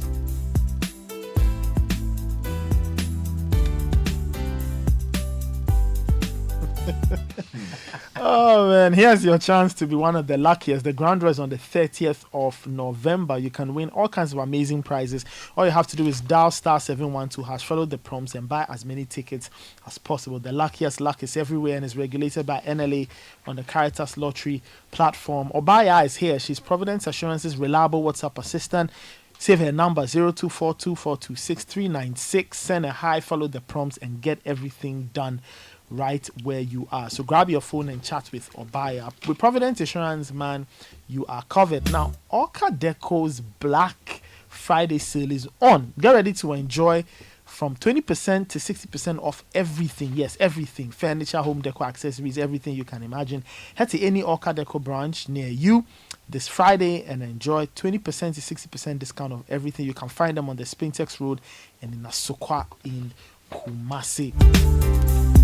Now, you want land to buy. You don't want land with any problems. So speak to Royal Kingdom Estate. They're in Cantonment opposite Soul Clinic International School. They've got properties in prime areas like Accra and Ebri. They also have flexible payment plans, so you can sit and plan with them and get your land or your building. Royal Kingdom Estate, building communities, nurturing dreams. Call them on 0557 555 909. Let me read a few comments before we take a shortish break and come back and discuss something else. All right, so here are more comments coming through to my phone. Bernard, our road, barrier, Aplaku, Botiano, Kokrobite. Road is not. Recently, they graded the road, and after the rain, everything is basa. With the number of beaches and its possible impact on economic development on the country, there should be a second look at developing that road. And he says the number of houses and residential properties on that stretch should be able to fund that road through proper property tax. Albert Inoshi, exactly what I said. I was watching a video on YouTube about the new Spintex flyover. I was excited that Ghana is making progress until I saw the road markings. My mood changed. No cycle lanes, no pedestrian crossing, no mobility way. People were just walking on the side and struggling to cross. Why? Robert Antieku in UK. Good morning, team. The issue of traffic is serious. Could you believe I resigned from my job about 4 months ago because of the traffic from Medina to Accra Central? Wow. The traffic nearly caused problems in my marriage because I had to leave very early and return home very late. It's not easy. From Law Street, Medina. It's affecting marriage. Good morning, Bernard. From Shire Hills to Adabraka should be 35 minutes. But it takes you 3 hours if you wake up at 6 a.m. Staying in Accra, Wahala. You move outside to Wahala. DJ Nature. City CBS, the Pram Dowenya Road is caused mainly by these petrol tanker drivers and these residents coming in from their homes to join that main stretch of the road from 25 Thermal Plant Junction. All right. Can you ask when they can pay attention to Apollonia Afienya Road? Can you ask, the road has its gutters constructed already, and if this road is completed, will help commuters from Akosombo heading towards Medina or Adenta or surrounding towns in Apollonia, Katamanso to ease traffic on the Michelle Camp stretch to Ashaiman roundabout. My name is Eric from Ashaiman. We'll be right back. Stay with us. This is the Citi Breakfast Show, the city's biggest conversation.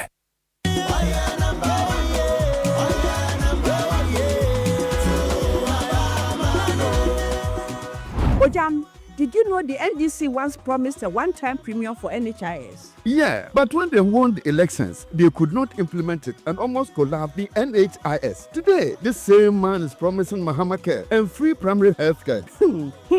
They think we are kids in this country.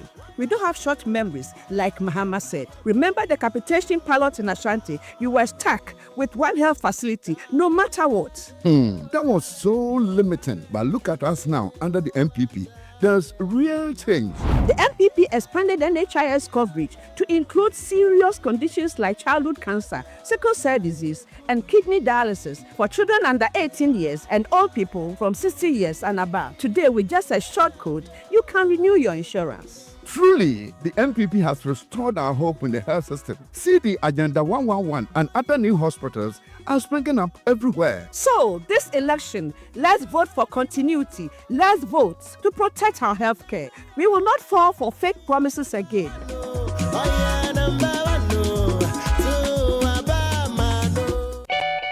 Electroland's Black Friday and Xmas Bonanza. Xmas came early. Black Friday is here with amazing offers you won't believe. Get a Samsung 32-inch LED Smart TV for just 3,299 Ghana cedis. Cool down with a Samsung AC starting at 6,499 Ghana cedis plus a free blender. Need a fridge? Grab a TCL top mount for only 3,299 Ghana cedis and get a free deep fryer. The media top load washing machine is just 2,499 Ghana cedis plus a free 5-gas burner. Enjoy Netflix in style with the NASCO 50-inch Smart TV for only 4,999 Ghana cedis and get a free NASCO karaoke speaker. Rush to any Electroland showroom or dealer store across Ghana for huge discounts and free gifts. And don't miss the Achedie Kessie promo. Win double every week and monthly. Electroland, your home for affordable electronics and appliances. Hello, boss. I just drove out of your premises. I've called you several times. Boss, I beg. I gave you an opportunity to present your proposal with your financial statements. You didn't. If we approve and request for an invoice, that will take you another month, eh? You couldn't even provide receipts from the last job. My brother, we have given the contract to someone else who promptly furnished us with what we needed. Get serious. Yehoah. Don't be caught in this mess ever again. Restart with Build. Build provides businesses with a comprehensive accounting software with features that make your bookkeeping, accounting, tax, and payroll functions seamless. Our support team is always available to assist and respond to all your inquiries. Log on to www.build.africa and sign up. Call 030-80-4007 or 0303-974-832 for more information. Build. Bookkeeping made simple. Results made extraordinary. Come on, come on. Good boy. Honey, look, he's crawling. Wow. Good job.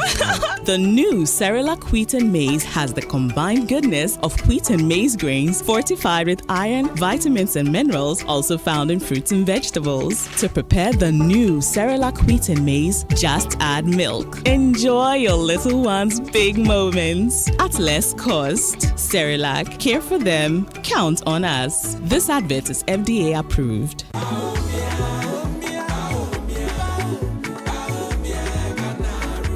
Ifya, I've been thinking, have you noticed the changes in our community? Kojo, things are really different now. The MPP has really made a difference. Exactly. Free SHS, healthcare, new factories. It's like a whole new Ghana. And don't forget, electricity is so much reliable now. I remember when we used to go days without light. True. The NPP has done a lot to improve the basics. Ajua is a beneficiary of free SHS. And now, she is in university. And that's the kind of leadership we need. Someone who is focused on making things better for everyone. But Ifya, still there are a lot more to be done for the development of Ghana. Absolutely, Kojo. The MPP has shown that real progress is possible. On December 7th, let's vote to keep this positive impact going. Vote number 1 on the ballot. Vote NPP for a better and prosperous Ghana.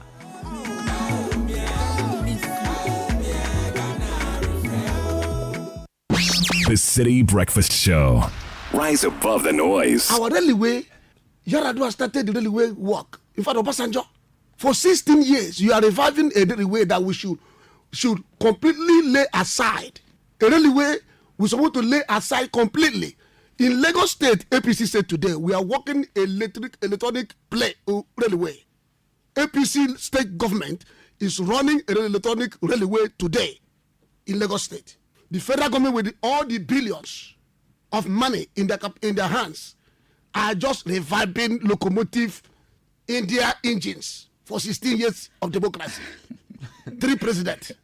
Why should we remain with PDP? Papa deceive Pekin. Why should we remain in PDP? Poverty distributing people. We have seen poverty. I have not seen poverty that I have seen it in my life since I came. I am 52 years in this world today. I have not seen a misgoverned people before. I was 20 years when I lived in Kano. I lived my life in Kano. I live in Sokoto. This is in North Nigeria. I was born. When I married my wife, 91, I will enter motor night, go to Maya, come back by night bus. No bus, night bus again in Nigeria. Courtesy of PDP.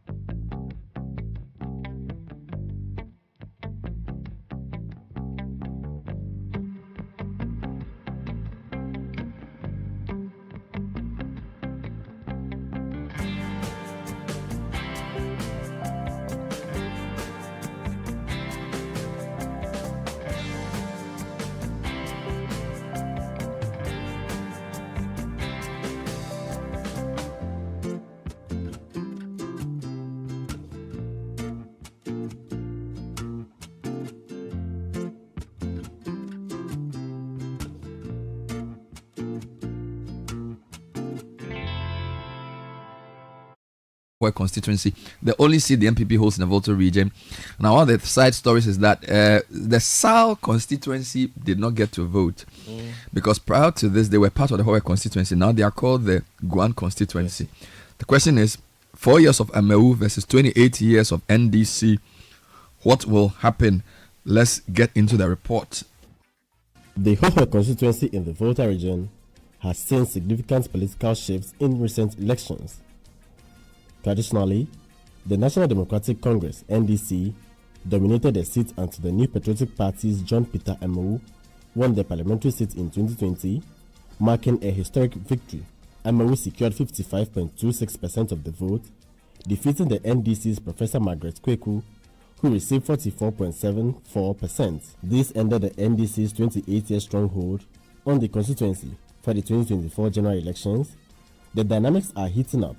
Amewu, the incumbent MP, is confident about increasing his share of the vote to 64%, citing his developmental agenda in Howe as a major driver of his popularity. MPP's constituency chairman for Howe in a Channel 1 News interview cited developmental projects and employment opportunities given the youth, which he claims will reflect in their vote for John Peter Amewu. Oh, well, JP's going back to Parliament is a must for the holistic development of Howe constituency. You know, the democratic dispensation has started since 1992, and we've had several MPs representing Howe in Parliament. That is from the NDC. So only in 2020 that the MPP candidate, in person of John Peter Amewu, has taken the seat. But we have seen the difference. The development exploits of John Peter Amewu as compared to just in 4 years, as compared to the 28 years of NDC reign in Parliament, it's unprecedented. Talk of the infrastructure developments, and then human capacity building, getting jobs for the youth. It has never happened. And for that matter, some people have benefited. Some are still in the pipe, in the queue waiting to get their benefits.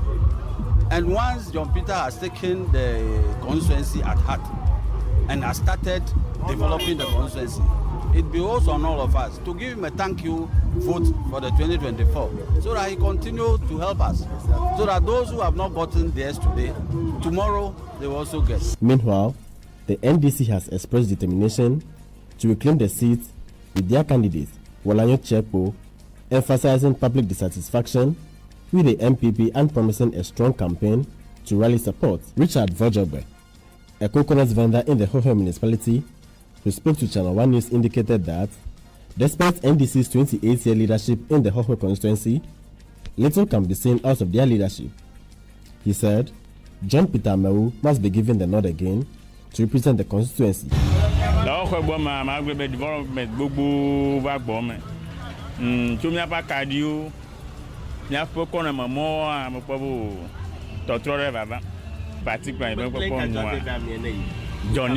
Johnny. Because my I'm so many years. My villages do I'm probably Akadi, play a more Numu Atamaji Bene. A dollar, I came here a kojic body. Kone Minyabella who hello get you. I'm here a kojic body. A dollar. Kanu kami anamon popo mi wa we continue. Daniel nyebon popo tinua. Emiga push o ya aga we wa wusigbe. Meanwhile, some youths in the constituency raised concerns on the poor construction of roads prior to the 2020 elections, which deteriorated some few months after the election. They say the road will be a major determinant in the upcoming elections. Although they admitted that some developmental works have been done, some say they have lost trust in Peter Amewu. Development in Hohe, I feel like something like the stadium is the best for me, because the whole Hohe, there is nowhere when you feel like you want to entertain yourself, you can go. But so the youth always go to nightclubs and things. We who are not fan of that, we are fan of football. So the stadium has brought so much joy to some of us. But we need more. Our roads and more youth are unemployed. More youth are unemployed. Some of us, we want to join the services, but it's money, and we don't have money to afford those protocols. So we are hoping on for the government. I don't care who wins. I just want change to come. Coming to Hohe, that was 2019. Somewhere September thereabout. That was when they did the Fodome to Hohe Road. But in less than 2 months, the road got spots again. So then, we do not see any further, proper maintenance of the road. Until now, this election time before, they started scraping the road. We don't know whether they will do it or they will not. So for MPship there, he loses trust. Until recently that he started coming again. So Amewu there, we do not have any trust. As me per se, I do not have any trust in him. Boss, they said there are much development in Hohe. When you come, they say Amewu have changed Hohe constituency, Hohe township into a Dubai. Look at our roads. Under Amewu, we saw them constructing roads. They start the quota on Sunday. Wednesday, they are patching quota in Hohe. You can go to the Zongo and see it. They constructed the road on Sunday. Wednesday, they are patching the road. Is that a development? Amewu said he have done 170 boreholes, which the video is viral. I challenge him, you should show me only 2. Some NDC loyalists who spoke to Channel 1 News also want their candidate, Wolanyo Chepo, to be given the nod, as they say his developmental works can benefit his constituency. On the part of our MP, Honorable John Peter Amewu, when he came in 2020 campaigning, he promised to fix the Eastern Corridor Road for us for 4 years now. the road remain unattended to. He hasn't done anything about it. In fact, we have not even heard of him talking about it on the floor of Parliament. So the road is still in that deplorable state it was before he became the MP. So we are not happy about that one. That is one of the boxes we are checking, which is why we feel we don't need him to represent us again in Parliament. In terms of representation, we were expecting him to come anytime maybe Parliament is on recess, to come and consult us or talk to us. Okay, this is what we have been doing in Parliament, and solicit our support and views for some of government processes or projects, policies and programs. He hasn't done that one too. For example, e-levy. Before e-levy will be passed, most Ghanaians were not in favor of that draconian tax. So we were expecting our MP to consult us, solicit our views on that tax. Unfortunately, he voted for e-levy in Parliament. Meanwhile, if you look at the standard of living of the people living in the constituency, we don't need such taxes now. So, in fact, that is one area the MP has failed us. So, we want someone who can represent us fairly in Parliament. Anytime there are policies and programs from government, the person will consult us. And that is what Walanyo Chekbo is promising the people of Howe constituency. So far, he has delivered on that thing. So we believe, giving him the nod, he will do more than that. Even though he's yet to get to Parliament. Now, he has that project called Water for Life project. So far, about 34 water projects has been done all across the constituency. So it is our belief that even the president didn't get to Parliament and he's doing this much, giving him the nod, he will do more for us. The MPP in Hohe, however, says its candidate must continue the good works he began. They tout him as a developmental agent who needs the votes of the constituents. Are rallying our massive and unprecedented support behind the candidature of Honorable John Peter Amewu, who happens to be the member of Parliament for the Hohe constituency, given his track record of human-centered development. Look, today in the history of Hohe, the youths can boast of massive jobs. It has never happened in the history of Volta region. We have youths who are employed in the Ghana Police Service, youth who are employed in the Ghana Immigration Service, all the services you can talk about: Bank of Ghana, GRA, Senate, VRA, Ministry of Ghana Railway Development Authority, Ghana Railway Company Limited. You can talk of, just name them, National Petroleum Authority, VRA. Look, we have youths in the constituency here. Because of Honorable John Peter Amewu, they have opportunity to school outside. They have gotten international scholarship, the sponsorship. Look, we have youths in the constituency over here who today can beat their chest and say that we have, look, youths that are into trade. Yes. He has empowered youths that want to go into skill acquisition and leadership. So we, the youth, are saying that we are not going to mortgage the future, our future, for anything. So we are going to maintain Honorable John Peter Amewu until further notice. When he decides that he's hanging his boot, then we will now take a decision. But from till then, Honorable John Peter Amewu remains. For constituency in the Hohe constituency, the issue of roads is one of the major factors which will determine how they vote in the upcoming elections. According to them, although several developmental projects have been brought to the constituency by the sitting MP John Peter Amewu, there's still more which needs to be done, especially in terms of road, before the elections. Reporting for Channel 1 News from Hohe in the Hohe municipality of the Volta region, my name is Desmond Selasiago.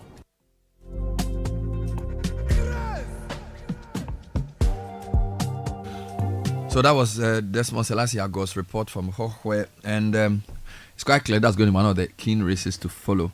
Yeah. I'm not really interested in the Hohe discussion necessarily as I am in just some of the things they were saying: roads, jobs, sports development. I think those are the main things, right? Yes. And on roads, employment. Yes. So, and the roads discussion is big everywhere. Employment is also very big, and then the role of an MP. I mean, look at all the things that the MP claims he has done. How many MPs can match up to that, and how many? Is it even a sustainable way of choosing MPs? And even it's linked to the constituency we're just having. I mean, These are things that you would normally expect the local assembly or the center to deal with. Charlie. You know, how do we get employed into the services? All that is MP's work. All that is MP's work. There wasn't one person who spoke about legislation. Why do we refuse to vote in local government elections? Should voting for MMDCs be the solution? Yes. Yes, Bernard. I've already had this conversation. Will that and it didn't fly. Will that solve the problem? Yes. Of the ineptitude of local assemblies and not link their tenures to the center. You know my worry. Link it in other years. The people we are voting for as MPs, how quality are they? You see, yeah, because so the political parties will infiltrate. Remember, we had this. So isn't it better to have a president appoint proper people than to hope that people, because I feel like the parties already choose for us who to vote for. So and by the time they go to the primary process and pay, you see, for me, right, primaries process begins the problem where once you do primaries, you have galamsey money or something. Yes, you may be a good guy, but it's difficult. So by the time the guy gets to win that primary, he's already compromised. But in other words, if the president decides, okay, Godfrey lives in Dansoman, he knows the area, he's incorruptible, he's going to work with Caleb and Nathan and Sky, let me make him the MC. Wouldn't that be a better chance? That's where we will get to understand the psyche of the electorate. I mean, if, for example, in my municipal assembly, we vote for a city planner, someone who has gone to study how to plan cities, and we vote for the person knows that he's going to lose if he doesn't drive development. And during his tenure, we see the change compared to our next door neighbor who decide that, we are going for a party person because that's the person who gave us more money. I think that's where people will begin to feel the difference in going for people who have the track record, who have the know-how, time-tested solutions to their development. Because, Bernard, trust me, like we keep saying, anytime we move out of this country to talk to Ghanaians outside Ghana who are in other African countries, there are things they are doing marvelous. And when they tell you, when they give you feedback on some of government's intervention, some of the counsel or advice they've given some of the people who are here and they don't take, you'll be shocked because the same people are leading other cities and doing development. Let's talk about sports. You are a sports guy. An MP has built a stadium. He has a football club. Maybe that's the way to go instead of AstroTurf. He's built a stadium, 8,000 seats. He has a team. But it's a high quality AstroTurf. Yes, and he has a team. Not the carpet. He has a team. United. Which uses local boys to play football, and I'm told now the park gets full. Oh yeah. Maybe that should be the way to go, right? Where the instead of just building an AstroTurf for AstroTurf purposes, have a team. Well, I think the difference between what he does and what others have done. And let me also say that somebody like the Nswatreman guy, the employment minister. Ignatius. He also has a team. He has a team. Haruna Nswatreman is he also has. He has two. In fact, he has two facilities. He has a full Astro park capacity. I don't know the capacity, but he has a full one next to the main park that have been. Where do they host their games? In Swatre. They're playing in Swatre. So this is near Sunyai? Yes, in the constituency. So the stadium can accommodate people enough? Then there's Haruna, who has Steadfast and Karela. Karela is in Western region. He's moved it up north. Once he bought it, he moved it up north. So they play at the Aliyu Mahama Stadium. So Karela is Tamale? Yes. Now. They have a stadium? Yes. Or this is a public stadium? No, they play at the Aliyu Mahama. They play at the Aliyu. They used to be at the AstroTurf in Nalerugu. So maybe we should use our MPs to do such things. Maybe that's the way to go. If they have that's the way to go. No, if they have a genuine interest and understanding, you see, that is why you don't have so many of them. And those who have the interest are investors, which is why we are able to mention the name. So Amewu has a genuine interest. So he's an investor in it. Outside of the politics, he's an investor. Because there's even a second tier team to what Hohoe has. Bafwewa with Nswatre and now KC Academy. Okay. So he has that. Then Haruna with Steadfast and Karela now. I'm sure there are a couple of others in the lower divisions. But the point is, if you look at how aspiring MPs, incumbents use football and sports in general when it gets to elections, as if they are the greatest lovers of sports, and after that simply ignore and also have bought into the whole AstroTurf economy, as the saving grace of sports development without even understanding what it needs to go with. Okay, we've had several conversations about the pluses and minuses. I'll read you something. Graphic Online. Aspiring MP organizes month-long football gala to tap talent and create youth jobs. Ghanaian Times. Ladade Kotopon MP launches second Nyawo Papa football tourney. So it's becoming very popular. Tempane MP launches Lydia League 2024. Upper West Achim MP organizes Adum Easter Gala. Achim Swedro MP to organize football gala for youth. So these are all one-offs. This one, Achim Swedro, Kennedy Senya Akun did his. This weekend, Kozi did his. Yeah, Kozi was a Jingano from 8 AstroTurf to do community matches. Yeah, 8 teams in the community to vie. We had Esla. What level? Under what? Oh, general. Yes, we had Esla do one in the Ablekuma West constituency as well. I played 10 minutes in that. Oh, you played? Not your players, you yourself. Oh, I went to play.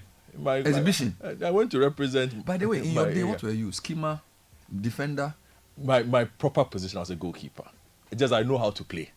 Yeah, but I was a goalkeeper. If we are playing like I'm a number 10. Oh, you skimmer. What could this do? You can make things happen.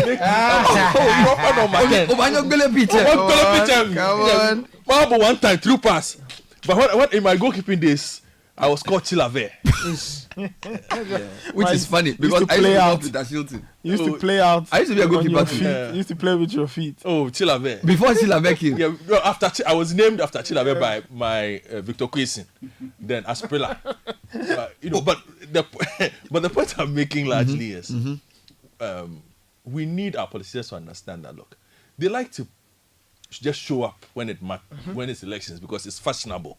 After that, they walk away without contributing anything. Most of these MPs who are organizing tournaments, if we ask them, which coast team have you bought water for before? They will tell, they don't even know the coast teams. But when they are running commentary at these tournaments, you hear the people running the commentary talk about how the MP, this tournament is where the players will be developed. It is not this one-off gala that develops players. Player development takes years. It takes a lot of things. It takes infrastructure. So when we engage the MPs, for instance, with the AstroTurfs that they are building, and we say it's leading to a loss of access. It's creating new access, but it creates new access for people who are not necessarily interested in football. Because the main agenda for the AstroTurfs was development of football. So I'll give you a typical example. So Karikari Park. The very famous Karikari Park used to be Sakura, but very famous, produces a lot of players. A lot of teams train on it.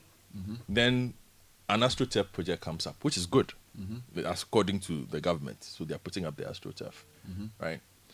What you now have is a situation where there is a conundrum for the teams. They don't have anywhere to train. For them, it's their livelihood. You've given them a facility, right? But they don't have access to the facility because they can't train every day. Now, the reality also is if they train every day, the facility will deteriorate. But there's no alternative space that has been created for those people to go. So when the MP is engaging, the MP will tout, oh, I have put up an AstroTurf. It is visible. Yeah. But it hasn't solved any problem because the people who are actually doing the development, the MP's concept of what development is that I've put up the AstroTurf without considering the fact that, one, you've removed the people whose business it is from where they carry out their day-to-day. They don't have anywhere to go. Two, the development, again, as I've always told you, is in the process of the training of these kids. Where will they train now? Where will they play? Okay, so these things coming up, I just hope that, it's not hope, I wish that more of them paid attention to the people who actually know what these things are about. Are there many people who actually know what these things are about? I think they just don't like to listen and like to see the project. So I'll tell you your something. point is that politics has money, but if they don't channel it well, they would not solve the problem. They'll just solving waste a problem. So I'll give you another example. So the Ministry of Youth and Sports and is putting up 12 AstroTurfs. I train at Dansoman Kifet. Yeah. So the ministry has partnered up with Dansoman Kifet to put up an AstroTurf. It's okay, right? But here's the thing. Where do I train now? Reggae trains on the same pitch. Where does he train now? So we have to move to somewhere else to Mhm. train, right? Mhm. There are 4 or 5 teams there. Mhm. Where will we play matches? Now this thing happens, this park will be ready maybe for say February Mhm. or March. When it's ready, how many times will I get to train on it? Mhm. I might not. Will I get a chance to play match? Perhaps. Mm. Okay. But if I look at what I had before Mm. and what this thing, although beautiful, is, I lose. I don't win. Mm. So a lot of times you might have a team that wants to play a game, for instance. So your team has a game. Mhm. You show up and they tell you that, oh, the park has been rented for a funeral. Or they are doing a Or they are fun day. doing a fun So that week we don't train. So that day, it means that No all training. football activities Come come to to an a end. halt. Even though we have a match next week. Exactly. No, even it's a match day. Oh Lord. We've had situations where there have been match days competing with funerals. Yeah. So the multi-purpose AstroTurf is not a football solution. it's not a football solution It in may be the a end. community It's solution. a community solution. But it's not a football. It's not a football So solution. it doesn't replace community It does development. exactly. Okay, and that is what we've always wanted them to understand. Mhm. That if you are coming in, which is why when you talk about grass, for instance, it would have made more sense. Okay, But you because say grass is expensive, right? it's expensive, but it can be done. So, for instance, why does Insawam have so many AstroTurfs? Insawam, it's green. How many do they have? Oh, quite a few. I'm not on press constituency. They have quite a few AstroTurfs there. Oh. With all the grass they have. In Insawam, why do they have so many AstroTurfs? In Insawam. You understand? And what makes it even worse is, Bernard, if you are building the thing, build it to size. Build it to size. Because there's no standardization in the because sizes. you are taking, you see, here's the thing. If you come and take a Sakura Park, people like to criticize, but the Sakura Park will have size. It means a standard. We You know can the get length. you can get the clear demarcation of what a standard football pitch is supposed to look like. They take away these things and end up building for you 8-a-side parks. So if there was a Division 2 team in your area that was playing on the Madina Zongo pitch, you sacked that Division 2 team from the Madina Zongo pitch now because they had an 11-a-side pitch that was available to them. You've put up an AstroTurf that is 8-a-side. So what do they have to do? It means they have to find a new venue. That means whoever is running that team has to find resources to move the team from there, perhaps pay rent. So are you calling for standardization of even AstroTurf if that's what we are supposed to do? Yeah, I'm saying if you're doing it, then do it well. And try and solve the problems properly. At the moment, it's a lot of them. I'm not saying all of them. A lot of them are doing it just because it's a visible project that they can point to, one. And two, I think everybody just got carried away by, the AstroTurf thing. I'm tired of saying I'm not a fan of AstroTurf. It's the new norm for them. Fine. Okay, but it must make more sense. We'll take a than it break does. and wrap this up. Citi Breakfast Show discussing sports as an election issue, AstroTurf as a solution, its feasibility, its sustainability. Stay with us. The Citi Breakfast Show. Rise above the noise.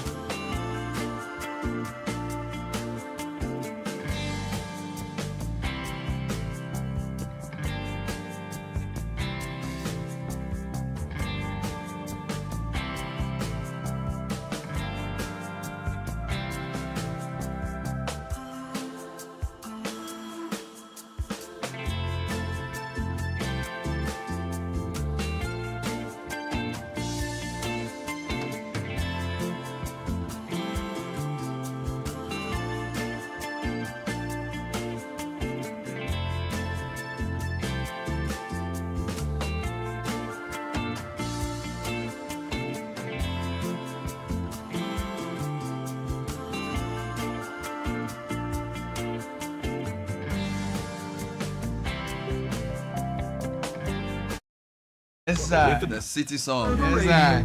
Now, if you're looking for a reliable, uninterrupted electricity supply, Deep Solar Ghana has you covered. You only need 50,000 Ghana cedis and you are fully on solar. Enjoy independence from the great. Call us 059-549-4113. DeepSolarGhana.com is the website to visit. Remember, your energy independence begins when you call Deep Solar. Now, for all mothers, your favorite Cerelac is out here. We have the new one, wheat and maize, is affordable. It's just 2 Ghana cedis per sachet. To prepare this, all you need is milk, and you are good to go with the wheat and milk variant. We have more variants out there. Cerelac, care for them. Count on us. And if you want to elevate your driving experience with the all-new Geely lineup, we have the Star Ray, Cool Ray, and the GX3 Pro. All of that is out there, so get ready to drive in style and power. Visit Japan Motors Geely showroom in Accra on the Graphic Road and feel the excitement firsthand. Listen, if you're looking for furniture for your home, you're looking for high quality mattress, think of only one thing: Latex Foam. That's the name. We have outlet showrooms across the country. Visit us today. Sleep better tonight. The number to call is 0302-231-155. www.latexfoamghana.com is the website to visit. Oh, let's raise our voices. Let the truth be told. City FM, story of courage and bold.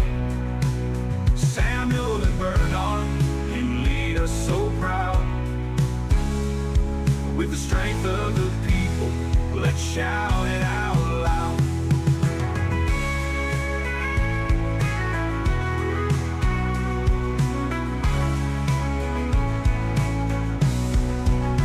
Jonestown, Hippo, I write this tribute from my heart, it flows to the team at City where true passion grows.